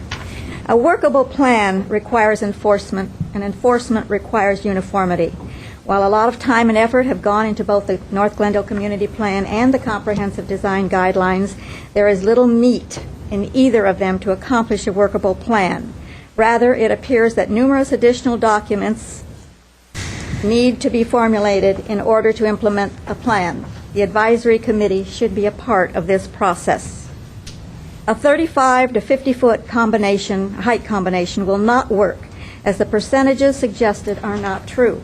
In actuality, the percentages would likely work out to be far greater. In addition, the proposal showing the 35-foot, 50-foot scenario shown on the PowerPoint look, in a word, awful. They do not meet the community's vision statement at all. As Laura stated, the community expressed a desire to maintain current uses. Height drives uses. Allowing 50 feet would allow a change in use against the community's wishes. The allowing 50 feet at any point would also set a precedent, ultimately negating the community's vision statement entirely. The goal for a seamless transition between communities, unincorporated, North Glendale, Summit, Tahunga, requires uniform height. Acknowledging the Crescenta Valley Chamber's okay of a 42-foot height, it must be remembered that the CV Chamber represents both unincorporated La Crescenta as well as North Glendale businesses. The president of the CV Chamber is on the advisory committee. The Community Standards District for unincorporated La Crescenta limits the height to 35 feet on the west end, immediately adjacent to North Glendale. It appears that there may be a potential conflict there as to the Chamber's representation of the two different jurisdictions. I would like to give you a compilation of information we put together for the Foothill Boulevard lumber project, and note a couple of pictures. I'll give this to you. Here it is currently, putting a 50-foot high compared to the existing building. It's totally out of context, totally incompatible. In addition, this last picture in the back, for the residents behind current, adding 50 feet, even if it's back. Even if wherever 50 feet is, whether it's 30% of the footprint, 50% of the footprint, this is what the residents are faced with looking at. So it just doesn't work. The only workable, enforceable solution throughout North Glendale is a 35-foot height limit with the potential to use the variance process for individual projects. Thank you. Thank you. Next we have Mary Ann Jennings.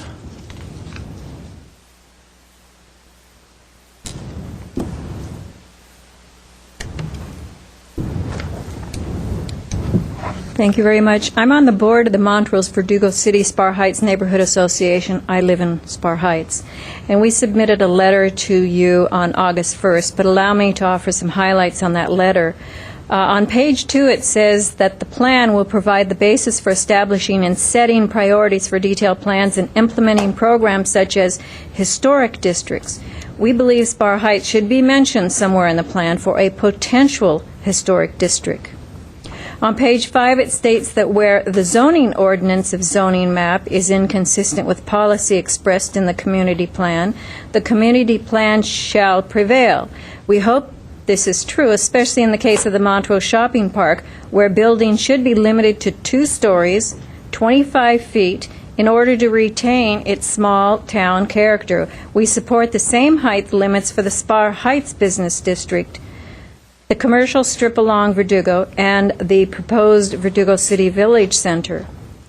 On page 8, it states that the most important and valued regional feature in the Crescenta Valley is the view of the mountains. We agree and therefore believe that height limits must be restrictive enough to preserve that view. This means 35 feet on both the north and the south sides of Foothill, and 2 stories, 25 feet, in the Montrose Shopping Park, Verdugo City, Spar Heights Business District, commercial strip on Verdugo, etc.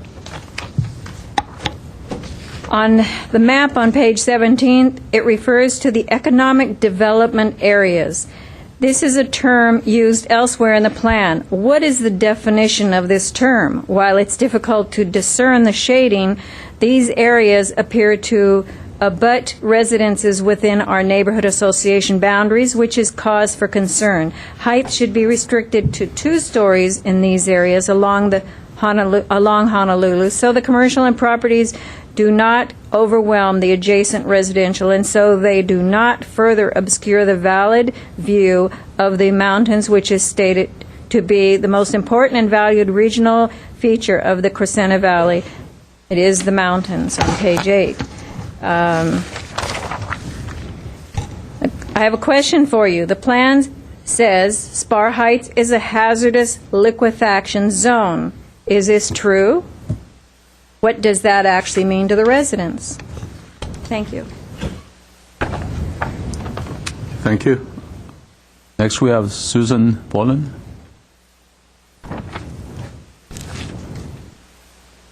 Hi, good evening. My name is Susan Boland, and I was on the advisory committee. First of all, I want to publicly thank the Planning Division for all your tireless work, energy, commitment to the program. I know you're just doing your job, but you've gone way beyond our expectations. The outreach meetings were great. The communication with the public, fantastic. So I have no complaints whatsoever on that level. I'm 95% on board with the North Glendale Community Plan. I have a letter in your packet. I'm sure you already read it, and I did email you yesterday just to be sure you got it. And so I won't take much of your time here. The sticking point for me is the height limits on Foothill. I prefer the option number 1, 35 or less, and the reason for that is the beautiful view of the mountains. And also to point out the vision statement. The lower height limits does comply with the vision statement, and I think that's really important. In Alan's presentation and also in your packet starting on page 279 are the photos of the existing buildings with the 50-foot height limit that's been allowed under current code. You will note the one on the Vaughn's location, the one on the Verdugo location that is currently vacant, and the one that's at the corner of Lowell. Those are all allowed under current code. If you look at the photos specifically and the arrows showing the heights, it will become amazingly and alarmingly clear where the mountains. On the Vaughn's one, you can kind of see it right there. And what's really important to the community, I'm a 50-year resident, only 1 year, I lived in San Fernando Valley. 50-year resident is moving through my community, seeing those lovely mountains. It's so important. That's why my parents moved from the San Fernando Valley up to the foothills. It's really important. And then the second group, if you look at the proposed, what would happen to the Jay's maintenance property? Look at the mountains are right there, but if you go up to 50 feet, you won't be able to see them. I live right down this street. Foothill Lumber, same scenario. Just Tires, same scenario. So that is a huge concern. So when you're reviewing this information, if you could really look at those levels and picture in your mind being a resident of this area. And what are you going to see if you have 50 feet on either side? Now, I know there are different proposals and how the natural grade and the finished grade and where the measurements are, every site is going to be unique. But one thing we're finding already, especially in unincorporated La Crescenta, is that the developers have a loose definition of the grade. They come in and do regrading. So look carefully at those definitions as well. Thank you for your time. I appreciate all that you do, and especially what you guys have done. Thank you so much. Thank you. Next, we have Jean Maluccio.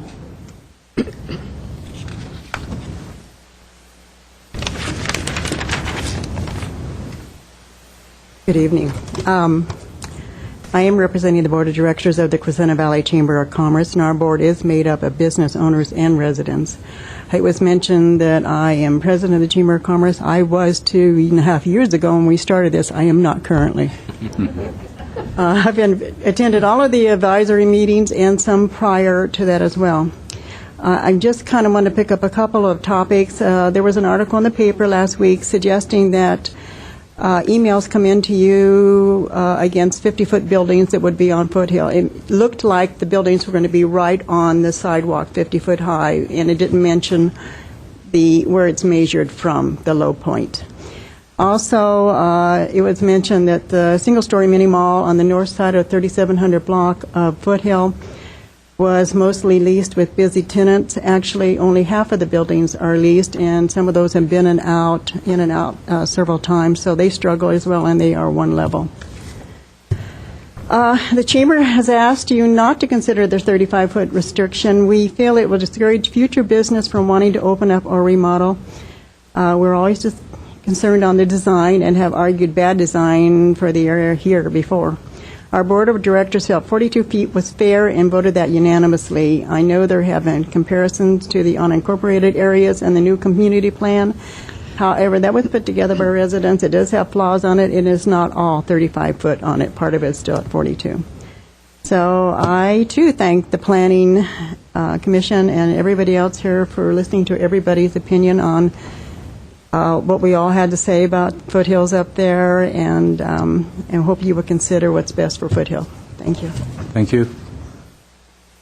Next, we have Mr. Bill Weissman.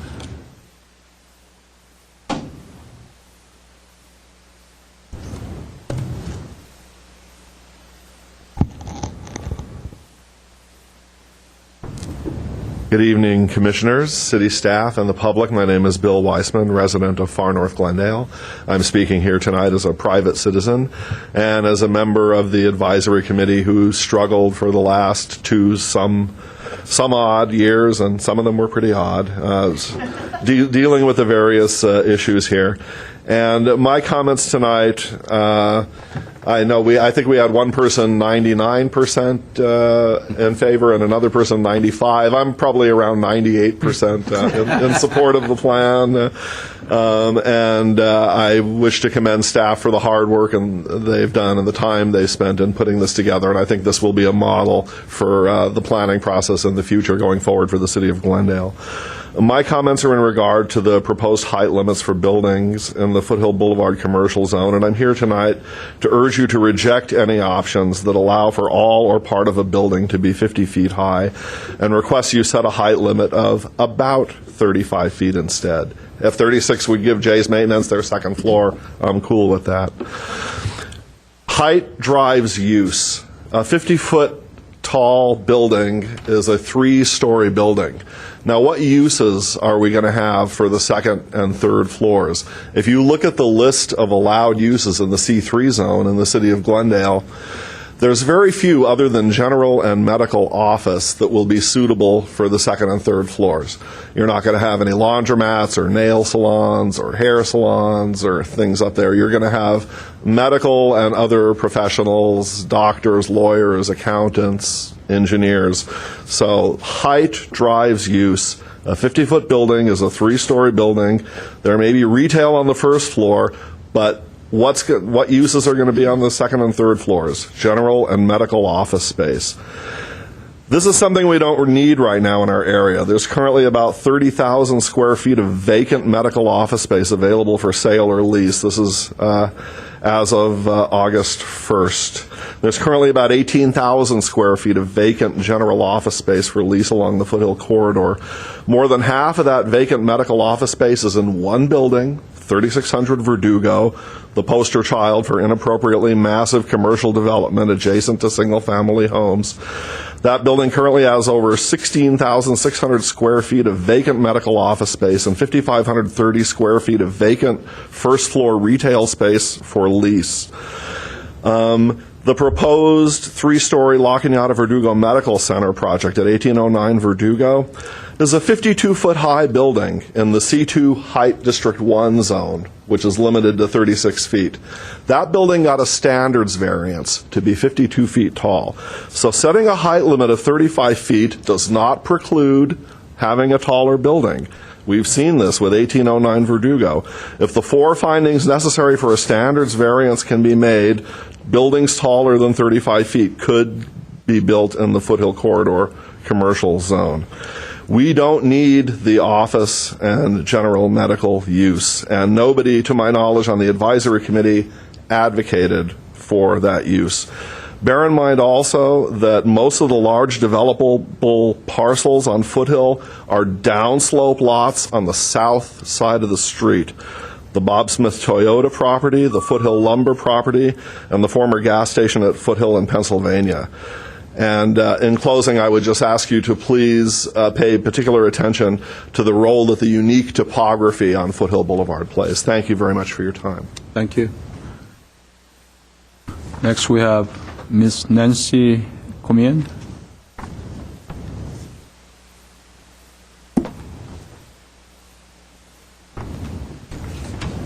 Good evening. My name is Nancy Camo. I also was on the advisory board. And I represent Highway Highlands neighbors, that's the people in the avenues and beyond. Well, all of the hundreds and hundreds of people who stepped forward to oppose the Foothill Lumber Project and succeeded didn't realize that that was just a battle, that the war had just begun. They felt the city understood how they felt about having mega structures on Foothill Boulevard. And they felt no one would dream of recommending retaining the 50-foot height limit in any form. When I communicated with them the hybrid that was being recommended, they were shocked and disappointed. It didn't conform to the vision statement that I had been showing them. This is what we were trying to achieve. This is what we were going for. Please don't be deceived by the lack of neighbors here. They're busy, they're burned out, and frankly a little intimidated by the political process. But hundreds upon hundreds upon hundreds of them do not want a 50-foot maximum on Foothill Boulevard. They're willing to compromise at 35. Many don't even want that. But that they would be willing to compromise on that. But this is what they say. We do not want downtown Glendale on Foothill Boulevard. And that's what they feel would happen if this 50-foot limit were allowed. Thank you. Thank you. Our last speaker is Mr. Peter Smith. Good evening. Peter Smith. Served on the advisory committee. I also own Bob Smith Toyota and 5 other properties on Foothill Boulevard. And I'm in favor of the option 3. Most of you know that we went through a project that was turned down, and that was a 42-foot building as measured by city standards. And the important thing as a property owner, commercial property owner, is to have some sense of predictability. And right now we don't. We've got a 50-foot height limit. can't get projects through on 50-foot height limits. So I urge the Planning Commission to pass something that we can live with and develop to, and not spend hundreds of thousands of dollars developing a project that's ultimately going to fail, even though it's within the code, which our original project was. I also want to thank you for your time. It's been invaluable. If nothing else, if especially on the south side with the various lots being different, if there could be some assurance in whatever you write that you could build a two-story building or have two workable floors, I think, you know, that makes that commercial property that much more viable for development and future use. So, I mean, and I will say that the uncertainty that planning and the DRB has exposed is one of the reasons I can't sell two of my pieces of property on the south side of the street. They've been listed for 3 years, and we haven't received one offer because people can't spend that kind of money and not have some kind of assurance on what they can develop there. So thank you for your time and consideration, and appreciate it. Thank you. I don't see any more cards, so we'll open this up for questions for commissioners if you have any questions for the speakers. And I think there are some questions that was asked to the staff as far as like liquefaction, zone. So those things I guess you need to answer to. So. I think the comment was made about the area of Verdugo. Mrs. Jennings made a comment about Spar Heights, that the potential that it needed to be a potential historic district, and she also made a comment about that there is a staff report or something in writing that it could be exposed to effects of liquefaction, that area. I don't know where. Why don't we ask her where she got that information from, Mr. Chair? Ms. Jennings, yeah, could you come up to the podium, please? Map, yeah, it might be on the map. If I understand what you're inquiring about, on page 2 it says that the plan will provide the basis for establishing and setting priorities for detailed plans and implementing programs such as historic districts. We believe Spar Heights should be mentioned somewhere in the plan as a potential historic district. Is that? No, you made a mention about liquefaction.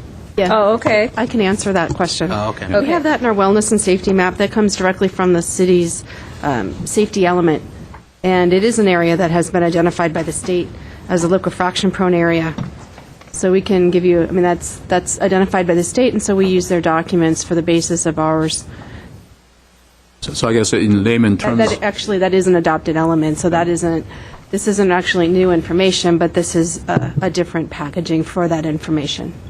And Mr. Chair, what would affect is how you engineer a new building. It doesn't affect any of your zoning development rights. It's something which is applied, a set of regulations which are applied during the building permit process. so it does not mean that during the earthquake that the whole land is going to just slide and. It's a geological. Yes. Okay, thank you. And in terms, as far as a potential historic district, the process, I guess there's some confusion about what we consider historic. There are the historic patterns that have been identified in the draft community plan.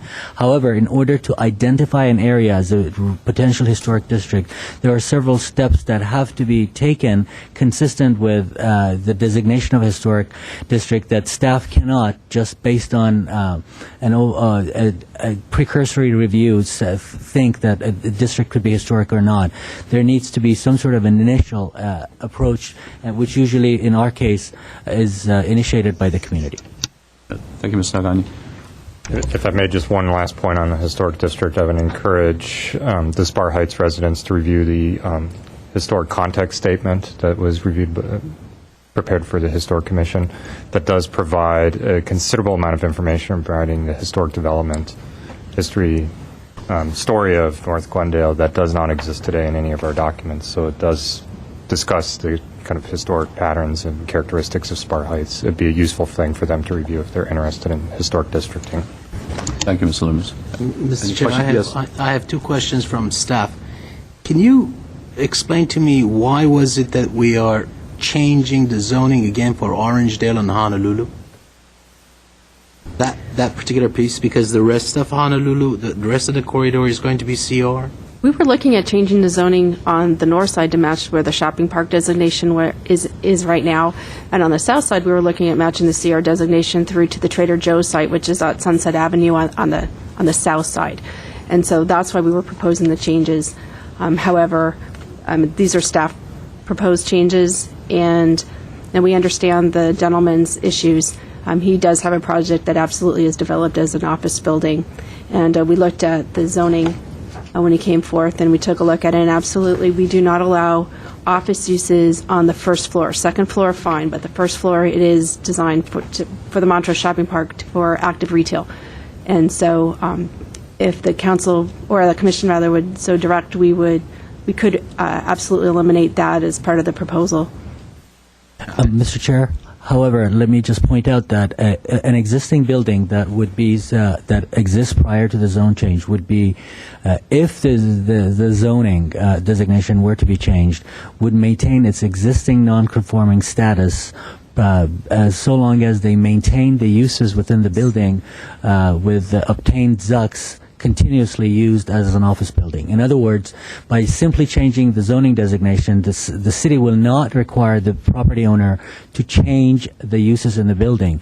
However, if the property owner changes the uses in the building after the new zoning designation has been established, and then discontinues the existing use, then they will lose their non-conforming status.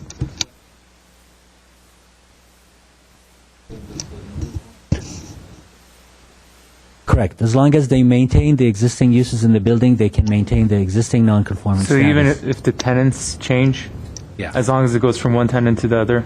Correct. And the commercial?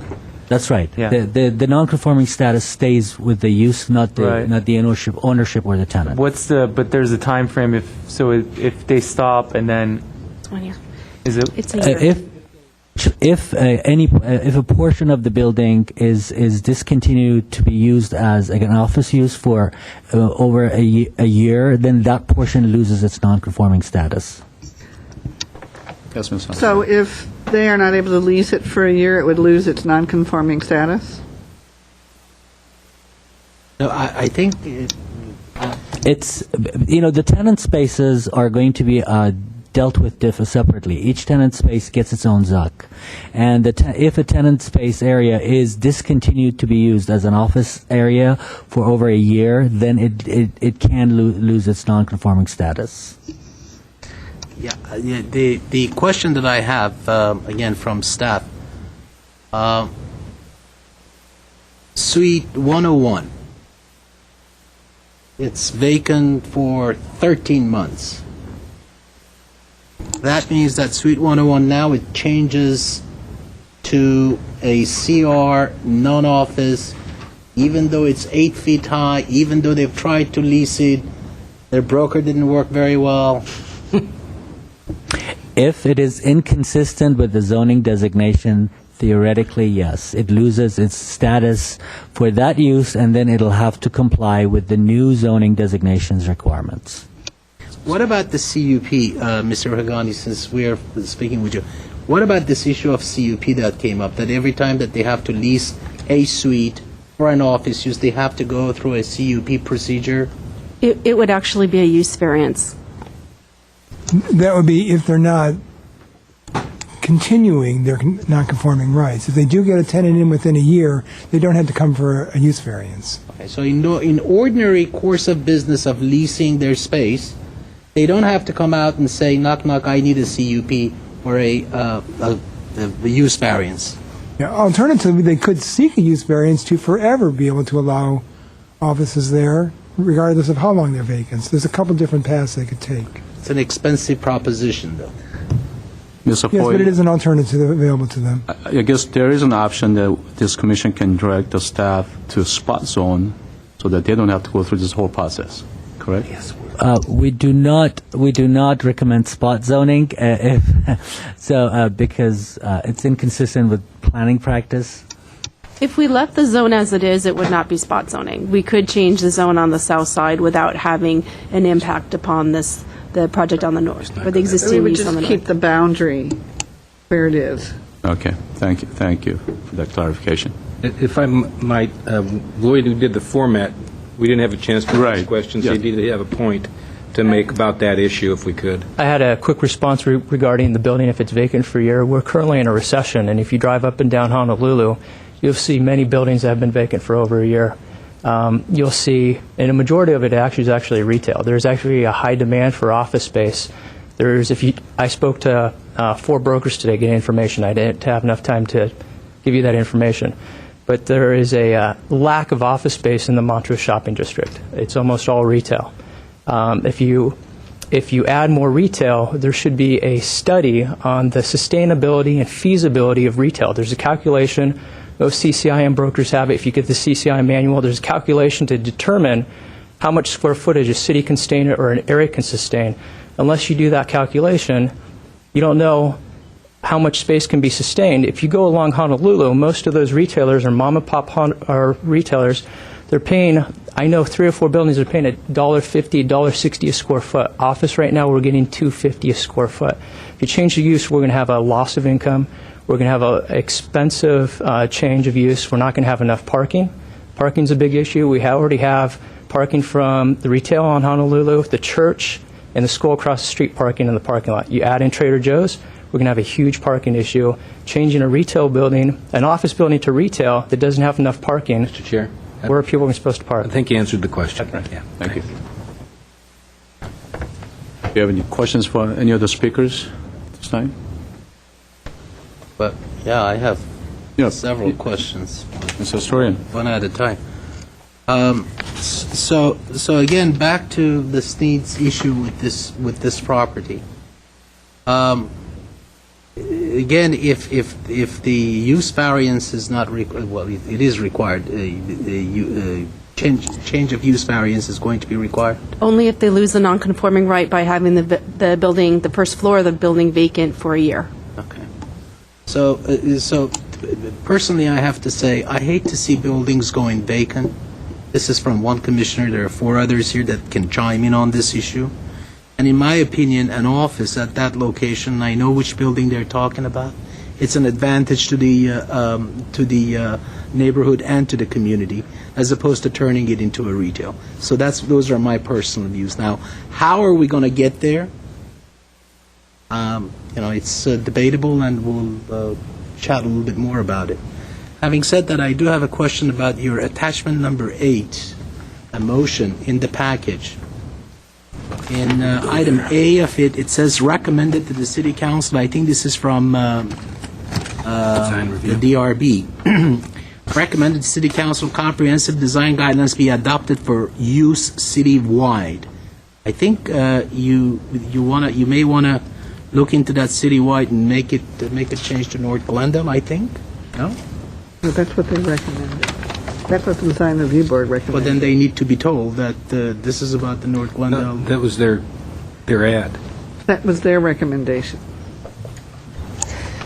If I may, Commissioner, staff has specific and unique design guidelines included within the community plan in Chapter 4 for each area. Those are very specific to each area identified in the North Glendale Community Plan.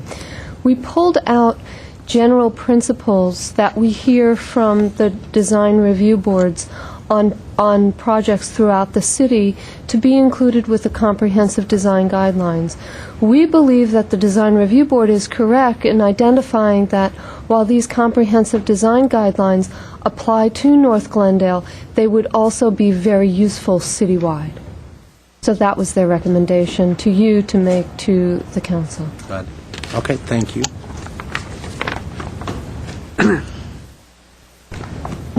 Are there any other questions from the commissioners? Are you chair? No, but I'm helping out our chair here. I'm next to the chair. Yes. The right hand of To the left hand. the left hand. Yeah, I have another another question for Ms. Stoddard. What is the grade level on Foothill on this property? Is it around 15%? Well, we had an average grade that was calculated by one of our staff members and said the average grade is roughly 15% across the lots. If I may clarify, the range is really 15 feet across the property. I believe that the percentage was about 40% slope. And some of the properties, the longer the property is, the more the difference is between the highest point and the lowest point. So, for example, some of the longer properties along Foothill Boulevard can be as much as 20 feet differential between highest and lowest. What we found is that there was an average difference of about 15 feet.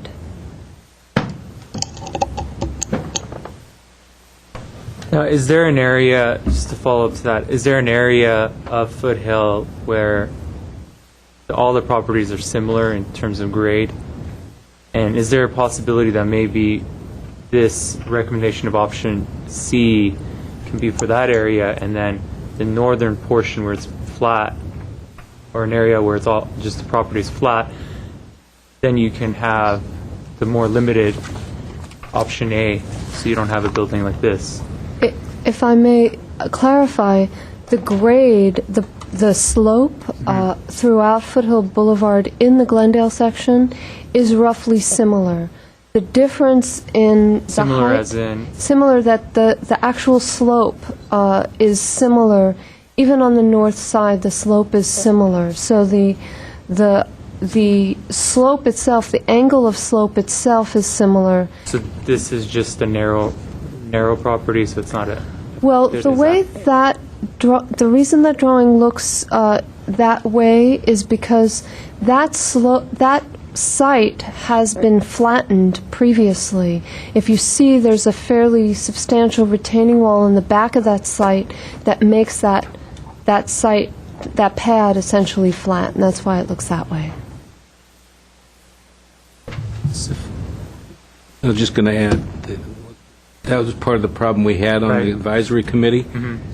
Even though if you could go back in time, the slope would be similar, the lots have evolved over many, many years in such a fashion that there weren't regulations, so they would cut back on a whole block or a portion of a block in one area, and then the next block would have all the units would build just right at up at the street.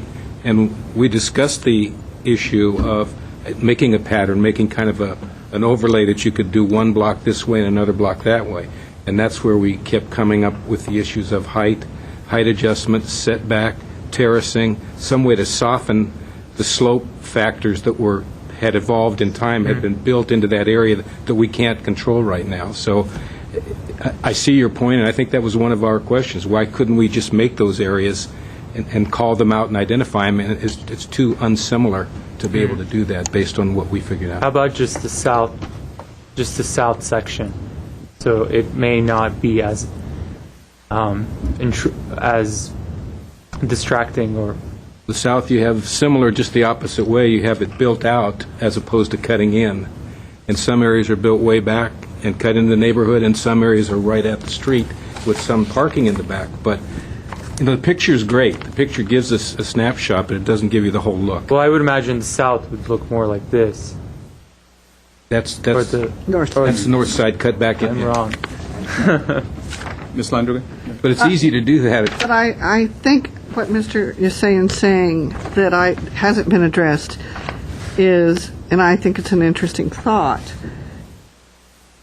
if one side of Foothill had a height limit of 1 and the other had another height limit, is that, was that discussed?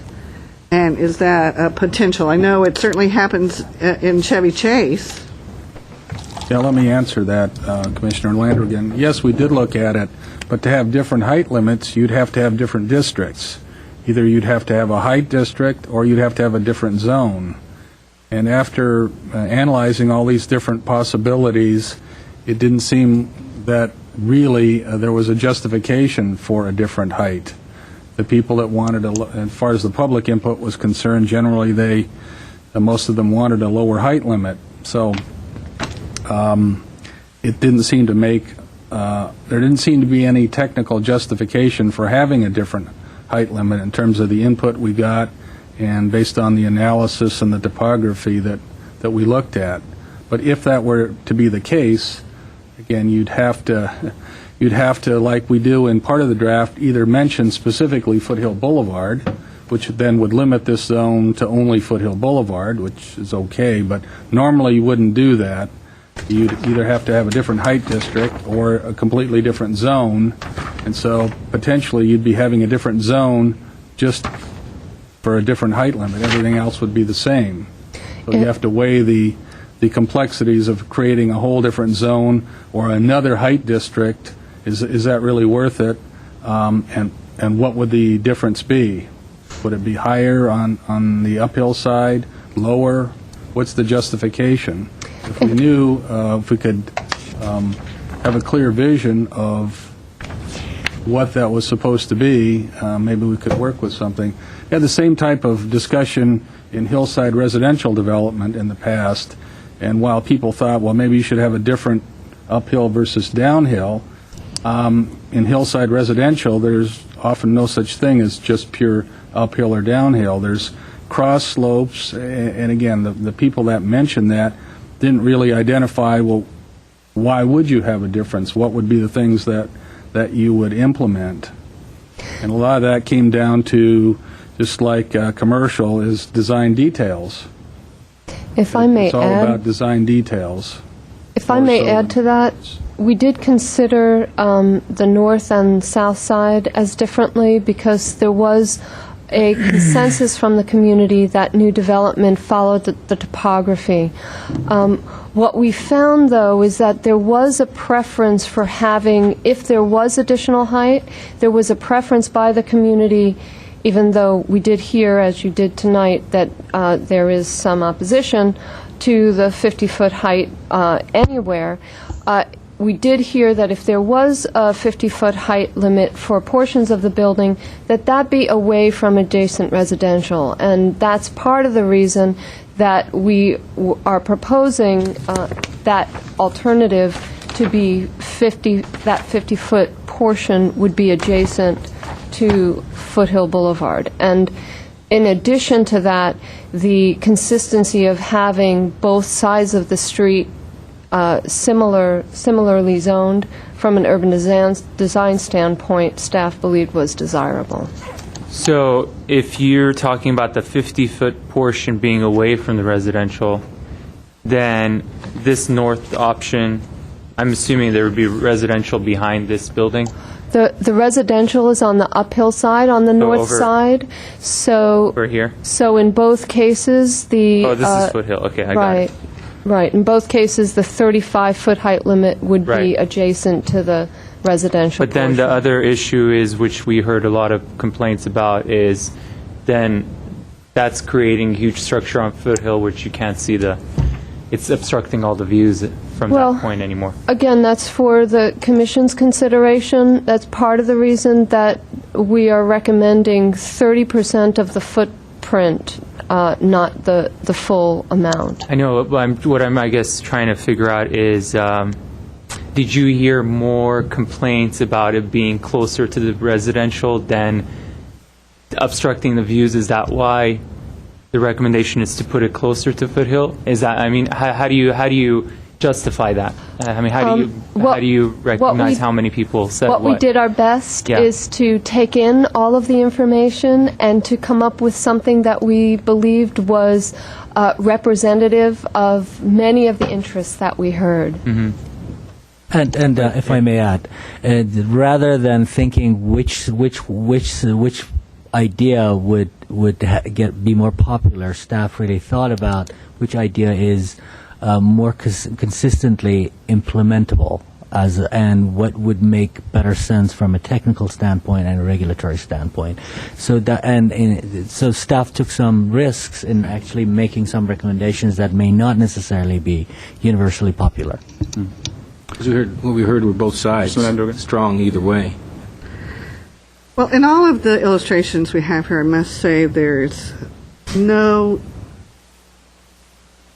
illustration or addressing of the pedestrian public way being changed to address the true height here.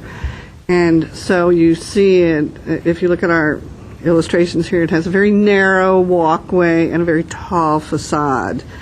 So if you're really going to go with complete streets and you're addressing that, I don't see it being addressed in any of those illustrations or in any of these packages that we have here. We're not talking about how the buildings address the street in anything here. That, I see, is the biggest void in the whole package. I think you've done a fabulous job, but that seems to just have fallen by the wayside. I'm going to say something heretical here, but you know, if new development followed the topography, that is a performance-based standard and not a prescriptive standard. And I know that just is really hard to enforce, but the city of Santa Monica, or the city of Sanctimonia, if you work there, you might call it that, has what is called a theoretical grade. And what it is you follow the topography of the existing grade. Now, the problem occurs, of course, when you've already had pre-graded property. What is that existing grade there? But what it does is it creates a height standard that does not exceed a certain height for a whole theoretical grade. Mm-hmm. And I know that I'm throwing a whole wrench in this, but the other issue that's not brought up here that I'm hearing over and over again, and it is also, again, heresy, but let's throw it out there, are views and view sheds and the mountains. And all of the elements that were here, that's the thing we cherish up here. I mean, that's what we love about Glendale, are our mountains. And so maybe those are elements that need to be alternate heights to respond to views from the residential. I also would like to see a little bit more of the residential that is addressed with the adjacent commercial in those illustrations, because I don't see them being as articulated as I see the commercial possibilities, and maybe that could help us look at that. I know we want to finish this, and I know you've done a fabulous job, and I think I've been to the meetings, and I know that last 2% of any large project is the longest. I mean, I've finished pieces of furniture that I swear it took less time to build than it did for me to sand. And I see this as a sanding job in dealing with that. And those are some of the issues that I heard here tonight that I didn't see addressed. I have a question for you, actually. You said Santa Monica has it where it kind of goes with the grade. It's not a direct zone. Says this is the height, but it's called a theoretical natural grade. So you take the highest point and the lowest point, and you draw a theoretical line, and your height limit is 25 through the whole thing, so that you measure it along this imaginary line that you would draw from those 2 points of the property. Sounds interesting. Any more comments? I do have a question. Why was it that we didn't look at the 42 feet height at all in any one of your studies? When we met with the advisory committee, and this was back in May, we presented our proposals for Foothill that showed 3 different alternatives. And we told the advisory committee at that time that we would not bring any new information forward until we met with you. We did hear about the 42-foot proposal, and we were interested in studying it. However, we gave our word that we wouldn't look at it. We would bring all the information to you. We would be happy to study that if you want to give us direction to do so. But we didn't think it was fair to bring something new in that the advisory committee didn't hear as far as height proposals for Foothill. Does that mean that if I ask you to do the 42 feet height study, I'll be the conduit for you to break your promise? Is that what it is? No, that's our step No, it's forward. in a public. It would be a step. It would be in the public eye. And that's the reason we had the advisory committee. All those meetings were open to the public. They were advertised. People could come and comment. Right. And so we wanted it out in the open. We didn't want to come up with something that, when we had said we wouldn't, Yeah, we said we would bring everything forth to the Planning Commission and we would discuss it here. I also would like to throw in an idea here that in my opinion, we should look at.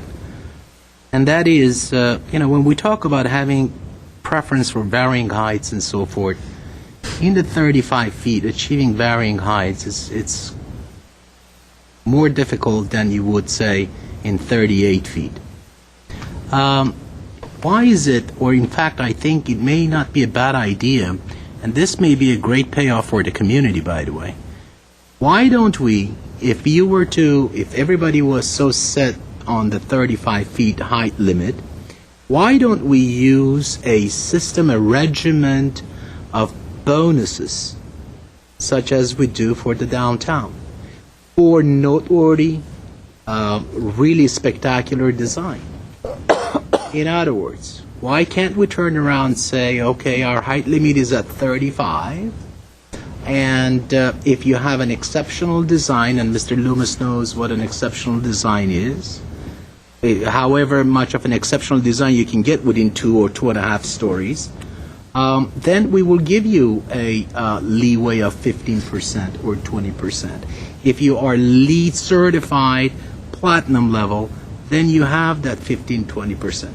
What happens is that now you have a floor set, or actually a ceiling set, and then you are incentivizing whoever who wants to build and get a little bit more articulation and design and a little bit more height. Then there is a payoff for the community as well, because they're getting an exceptional design. Now, getting varying roof heights and so forth in 35. I'm not an architect. It's not that easy of a job. Yes, Mr. Hagan. That's my thought. If I may answer Mr. Asurian's question, the context from which the downtown specific plan was driven is fundamentally different than where this one is being driven. In the downtown specific plan, we wanted to achieve a very deliberate economic development tool, where we not only would we give a certain amount of predictability to the average developer who wanted to just find out what the regulations are and go with them, we also wanted to give room for negotiation in a context where the whole plan is really driven by economic developments. In this particular case, we wanted very deliberately to come up with very predictable and prescriptive standards that both the community and the developers knew from the get-go that there is really no room for negotiation. So that's the fundamental difference, and it is not driven by economic development. It is driven by community context, and the negotiations happening today. Therefore, we wanted to have a finalized set of standards that everybody understands when we complete the plan. So that's where we're coming from differently.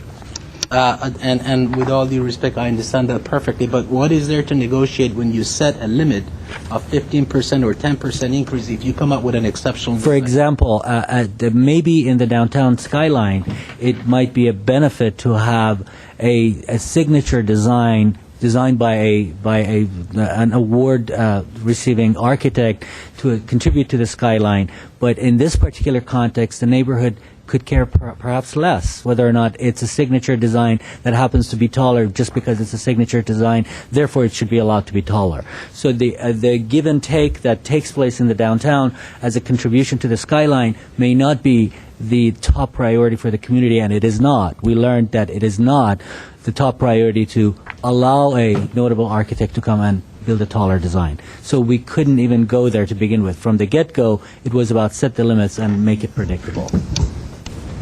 And so what was suggested by a lot of the community members, Mr. Regani, was that, well, we're going to keep it at 35 feet, and if there is anybody that wants a little bit more, then there is standard variance process.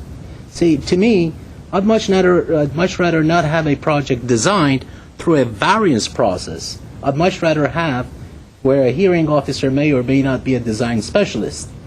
Much rather have this process, the project designed, way before that. So depending on a variance, standard variance, to be able to achieve a 2 or 3 feet height whether it's in Jay's maintenance case or any other one that may come. In my opinion, it's cumbersome and counterproductive. So if you can come up with something, incentives perhaps don't work, or maybe I've used the wrong word. If we can come up with something that a project at 35, if it goes up to 36, does not have to go out and break the bank and go through the standard variance and spend a lot of money and so forth, I'm on board. Thank you, And Commissioner that's why I Storian. issue. Thank you. Commissioner Schiss? I'd just like to make a few comments at this point based on my involvement with the committee and having grown up in the area. I've seen the changes in the flatlands. I've seen the changes in the foothills. And I think it was really captured with all the hard work that the advisory committee put in the vision statement. And I think if you read through that, it kind of talks about these issues of what the vision is, what they want to see.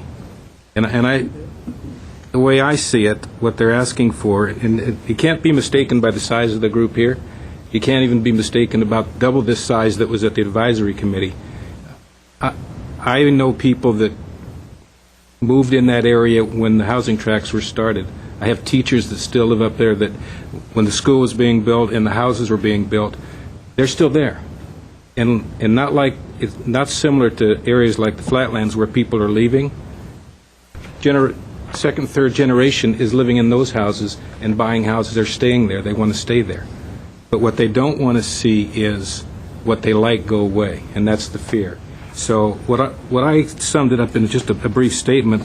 I think what the committee was asking for, and what the community, truly the community, if you look at these memos that we got, they're looking for sensible, reasonable changes and improvements. They don't want them rushed. They don't want them done willy-nilly. They just want them done so that they can continue to have the feel of that community before it's taken away and they can never get it back. So I add that only because I haven't said anything up to this point, and that was a feeling I got out of spending a lot of time at those meetings. And the height level, have no doubt, there are strong feelings both ways, which is why the staff offered what they offered, and we did discuss other than 50 and 35. It's just that's what we decided to put in a report so that now the Planning Commission and the Council can look at those items and say, where do we go from here? And should it be 42? Should it be 60? I don't know where we're going with that. But if we concentrate on the vision statement, at least from the standpoint of the advisory committee, that's what they want. Something like that vision statement. And I personally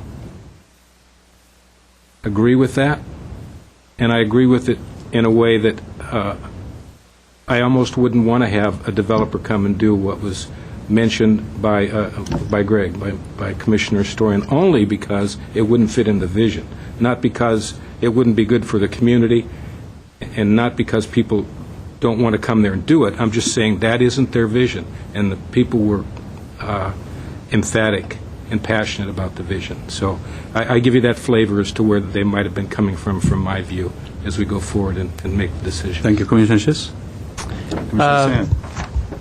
Following up to Ms. Landrigan's interesting point about the Santa Monica zoning, has there been any thought or analysis done into that as far as in the advisory committees or in the planning department? Because that does sound like a interesting way to do this.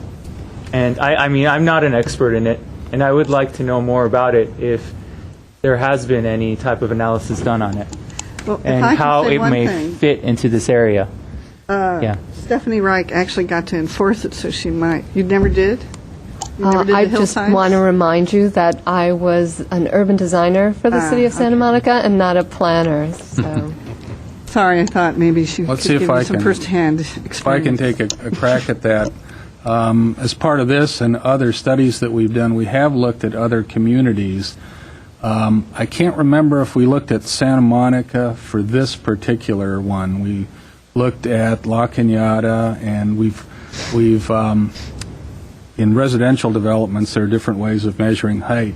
One of the problems that the staff and me personally have with the way a lot of other communities do it is when you're dealing with anything dealing with ground level as a starting point, it's very difficult, and we had some discussions about this at the staff level and comparing it to what was done in La Crescenta. Because ground level moves, all you have to do is kick some dirt around, and which side of the property line, and we've had other staff members have real-world experience in a local beach community in residential development. So if you're averaging 4 corners or 2 corners and drawing lines, there's 2 problems with that. Again, ground level moves, people can adjust it.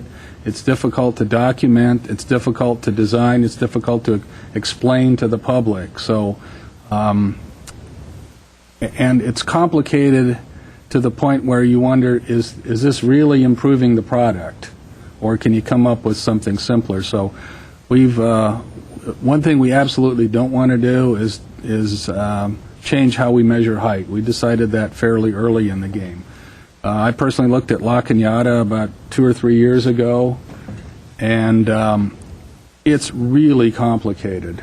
That's all I can say, and I would hate to have to apply that on a regular basis. There's not much development going on there, so people aren't looking at that all the time. But again, as a planner that's had to plan check things a long time ago and try and explain some of these rules to people,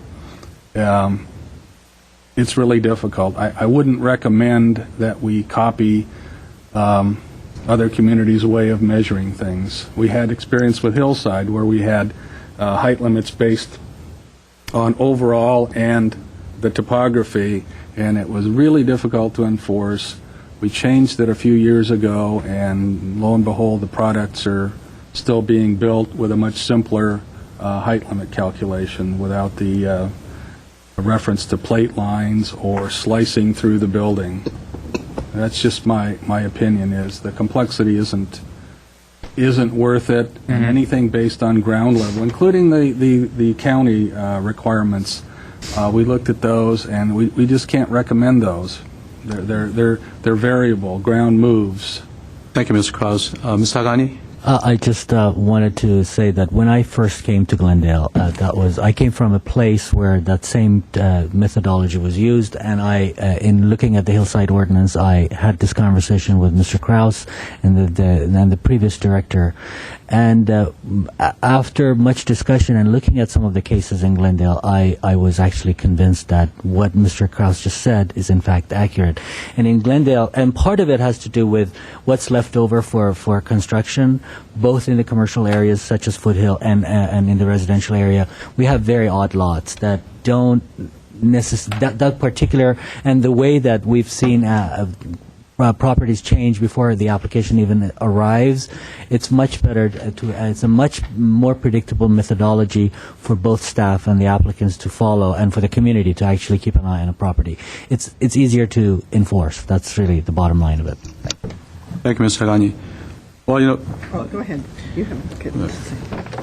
I guess what I wanted to say was that through our question and answers and through our comments, I think we've gone through a lot of the issues that concerns the height, split zones, and so on. These things have been addressed. We do have the plans to go through, but seems like we are not going to be able to get to that. So what I want to do is, and I will come back to you, is that set a date certain, and when we do have that, when we come back to this, we want to go through the staff report during that time, and then we'll again ask for public comments after that. But so I think what this Commissioner up here, what we're saying is that it's for staff to take a look at the 42-foot option here, because I think your option was pretty much limited because of the language or the problems that you had with the community. What I'm hearing from our commissioners is that we do want to see that 42-foot study and see what the effect is. So we'd like to see that during our next hearing. Yes, Ms. Andre. Well, I was going to move away from height for a minute here, and because I think we kind of gave you some thoughts about. I do want to see the pedestrian area along Foothill addressed with any height element, so that we can see what that pedestrian zone is in relationship to where the street ends, to where the pedestrians encounter it, to where the bicycle, in the complete street manner that we say that we're following. Nothing is clearly illustrated there. But I would like to talk about the split zone proposals here. I had my hackles go up and concerns over not including one lot because of a use. I think that's punishing a piece of property for who is there right now, and I would be very opposed to not changing everything there. I think just because right now we've had a problem with it is not the way to deal with that property. I have a hesitancy with that.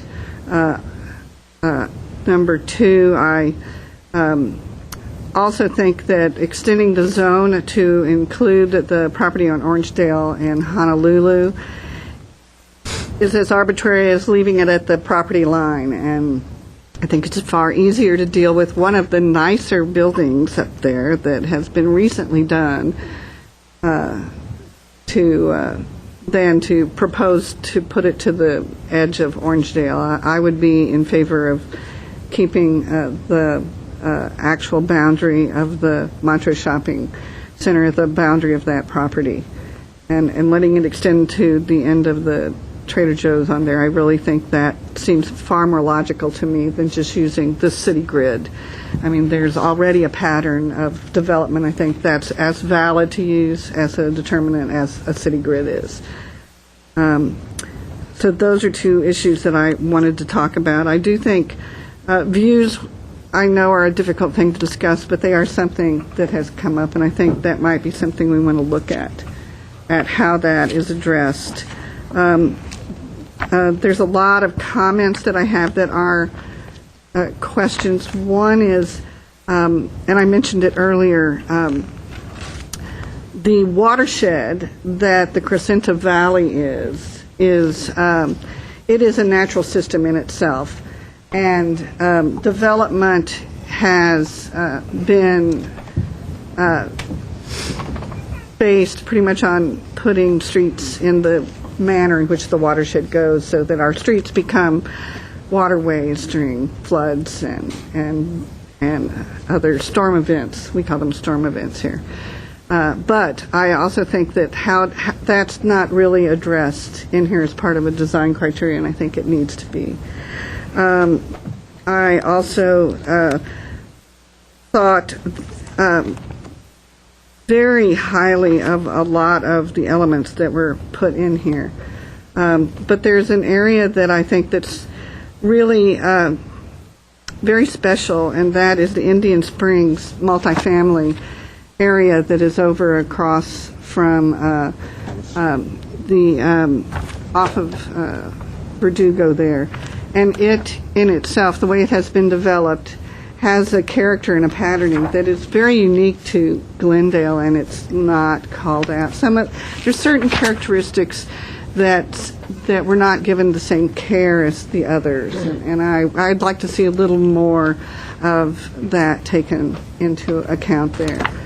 And I loved the history section. I thought it was fabulous. I learned a whole lot. I'll have to read it again so that I can make sure that I retain it. But I generally, there are a few other items in here that I would like to talk about that we can talk about that aren't as intense as what I just brought up. And I really feel that if we're going to deal with the commercial areas, we need to deal with that design of the commercial areas. And I looked again through the comprehensive design guidelines, and it really doesn't deal with that. And I know that we're probably looking at transportation planning too at the same time, but I think guiding, that's what the complete streets are, is you're working with the transportation planners and also with planners and hopefully everyone who makes it work, bicyclists. Commissioner Schiss. Not to make it any longer than we have to, to make it fair, and this is a large document, I think, I value it, I think it's really important for the future of the whole city. The issue we spoke earlier about as far as the formulas based on the hillside, on Foothill, north or south, I think there's value in asking the staff to look at that again from the standpoint that if it can't be done, if it's too difficult, I'd just like to have something documented in the package that says that, because intuitively when we were doing this process, I personally felt that there were certain areas that if we looked at the terrain, we looked at that particular area, you could design a project to that. But I think where we got with it was difficult to do that. How do you make rules to do that, which is similar to what Wolf was defining? But if we could do that, and you just made a comment, Commissioner Landrigan, that that area by Indian Springs, those apartments and those condos are built into the hillside. If you don't know they're there, you don't see them because the way they're built. So I think there's some value in doing that. I don't think that's contradictory to what the vision is. I just think that we couldn't find a way to verbalize that and put it in the document. So just to give credence to what we're doing and where we're going, if you could come back, put some thought into that and come back with the details, explain the reasoning and the difficulty that it might take, I think that would help all of us understand that process. Because all of us want it to look good. We want the area to be developed. We want developers to be there and homeowners, but I'd like to hear more about that. Thank you, Mr. Schiss. Mr. Smith. One more question. Ms. Stadler, the retaining wall height, again, we're going to go into high and low now, is 10 feet for the commercial. What is it for residential in the community plan? All right, see if I can answer that. Generally, there is no retaining wall height limits in commercial or industrial, and there isn't any in multifamily or R1. The only retaining wall height limits are in the two hillside single-family zones, R1R and ROS. I'm referring to the community plan. We have a 10 feet retaining wall height limit for the commercial end on the foothill. For the new zone, yes. Proposed. Well, that's what I'm referring to. Right. We're talking in the context of the new zone. Right. Obviously, I'm not talking about anything else, sorry. So, in the context of the North Glendale Community Plan, do we have a retaining wall height limit for residential? There's nothing mentioned in the plan. The existing zoning code has several retaining wall height limits for the ROS and R1R zone, which are the two hillside single-family zones. You've got a 3-foot height limit, a 5-foot, a 10-foot, a 15-foot, a 7-foot. All those numbers, depending on the position of the retaining wall, apply, but only in those two zones. So if nothing is mentioned, those numbers would apply to the North Glendale Community Plan as well. They do. They already do in the ROS and R1R. So unless this plan is recommending more liberal or more specific proposals than that, which then we would translate into the zoning code, because we're doing that at the same time. So if that comes up and you wanted us to have different retaining wall standards, then we'd look into that. But nobody has really brought that up at any meeting I was at. Well, I guess I'm the only one that is bringing stuff up that nobody has brought up tonight, right? We're not proposing to change may- any other zones. I would just say we're proposing to use the zones that are already existing in the city with the exception of the proposed commercial hillside zone. Mr. Foy. And I believe that a package of zoning code changes that's before the city council right now does establish some retaining wall heights for the R1 zones. I'm going to... Yes, I don't have it with me. I'm going to say it's 5 feet, but... And you looked at I those learned not to trust my memory, so a few don't months quote me. ago. and approved them. So that's why your memory's coming. But they haven't been adopted yet. Yeah. Thank you. You're welcome. Well, obviously, this is a work in progress. You have any more comments, suggestions that you'd like to make it, to the staff for our next continued meeting here? Chair? for clarification, I'm sorry to go back to the height limit. You asked staff to study the 42-foot Yes. height limit. Did you want staff to study it in the context of a maximum 42 feet or in varied height limits, similar to option 3? I guess we'll have to look at both. Oh, yes. thank you. Yes, Ms. Lundergan. I do have one. There was an inconsistency in one of your guidelines that I thought you might want to know, and that is where you would say the rural character will be maintained with most streets without curbs, sidewalks, and lights unless otherwise requested by residents. But you said unless requested by the community, and I'm suggesting, or a majority of the street. There's not a specific enough element in there for me to feel comfortable with that, and I think you would want to be consistent in applying that in all the different areas. I would just add that community plan talks about the bike master plan that's happening throughout the plan, and I know that's in the process. And I haven't actually reviewed anything from the bike master plan, and I don't know how specific it does get. Has there been any communication with I think, Mr. Snyder on the level of specificity? Yes. Especially in North Glendale? I think Mike Nielsen, our mobility planner, can answer in more specific details, but at this point the bike master plan has not been published, although it is in its draft stages. So we're in a happy situation where we're working on 2 drafts, so we can hopefully coincide them depending on the timing. Mm-hmm. Yeah, we actually have a Bikeway Advisory Committee meeting on August 24th. That's at 6 o'clock in MSB 106. We'll also present the Planning Commission to you guys, the Planning Commission, over on September 17th, the first week in September, at your meeting. So, in terms of, it's not public yet, but we do. Traffic and Transportation is in the process of working with Ryan Snyder and Associates, and the Bikeway Master Plan update will actually go into the specific implementation details in terms of establishing Class 1, Class 2, and Class 3 routes, effectively updating the 1995 Bikeway Master Plan. So in terms of establishing bicycle and pedestrian policy, Safe and Healthy Streets Plan was adopted a few months ago by Council. We have North Glendale Community Plan that is before you tonight. It establishes the pedestrian policies and mobility policies, bike policies, policy framework. But the Bikeway Master Plan is effectively the implementation piece of our pedestrian, bikeway, and overall mobility policies. So in terms of when you guys will receive an update, that will be on August 24th in terms of the Bike Advisory Committee presenting to Planning Commission on your first meeting in September. That's great. I mean, I guess one thing is that North Glendale is almost like its own city in a way.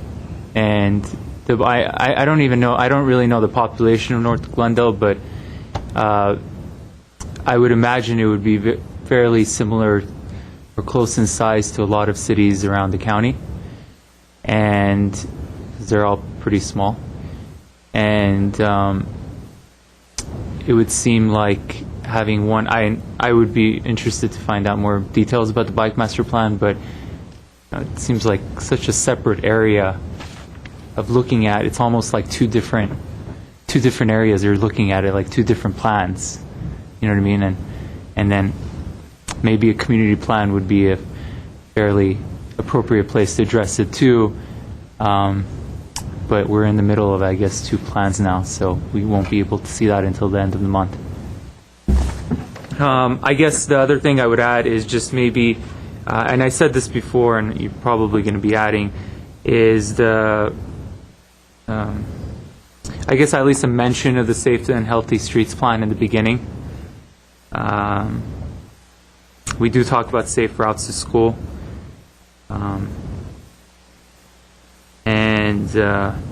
in the mobility part of the section, at least, and then some mention of the bicycle parking, and establishing, safe and healthy streets plan was recommending to establish parking requirements, bike parking requirements.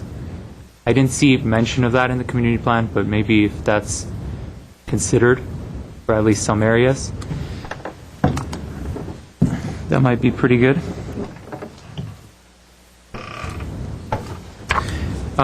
And then my last point is in the Montrose area. I remember some part of in the plan, it talked about the interesting development of the senior mixed-use development that happened on Honolulu. But I didn't see any mention in the Montrose area of any encouragement of any more type of mixed-use development like that. If I may try and hit a couple of the points you brought up, Commissioner Sion.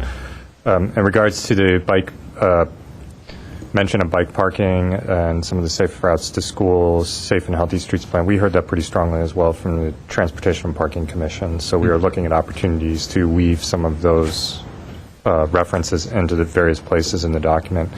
In particular, the pedestrian priority areas is an excellent place to sort of suggest for bike parking, because those are also biking destinations where cyclists will typically get off their bike and start walking around to shops. So we can look at some opportunities there as we elaborate some of those discussions based on direction we also receive from TPC. And then in regards to the discussion about mixed-use buildings in the Montrose area, the area that we were actually talking about where there are existing mixed-use buildings, typically senior residential developments, is actually just west of the shopping park proper on Honolulu. And actually there's a fairly sizable number of mixed-use buildings and residential senior development on that street. In the shopping park proper, although it presently does allow for mixed-use development, provided retail is on the ground floor as you discussed, when we worked with the shopping park and members of the Shopping Park Association and larger community to talk about the future of Montrose, approximately about 4 years ago, we didn't hear a strong interest in seeing mixed-use development come to Montrose. In fact, every time it's sort of brought up, there's a pretty strong sort of, well, I'm not sure that's what we want for Montrose. By and large, when we've talked about the Montrose Shopping Park proper, people are very happy with the character that it has and want to safeguard that character from changing too dramatically. So that's why we're not mentioning mixed-use development as a possibility for Montrose. So I hope that answered, or at least addressed some of the questions. Yeah, I guess. Well, I guess what I'm was also alluding to is just Montrose is the Honolulu portion is a very interesting and unique area, and it has a lot of different mix of uses. When you walk around there, you have a feeling that maybe there's a retail storefront that is used as an office, possibly, or perhaps someone's living at the second story.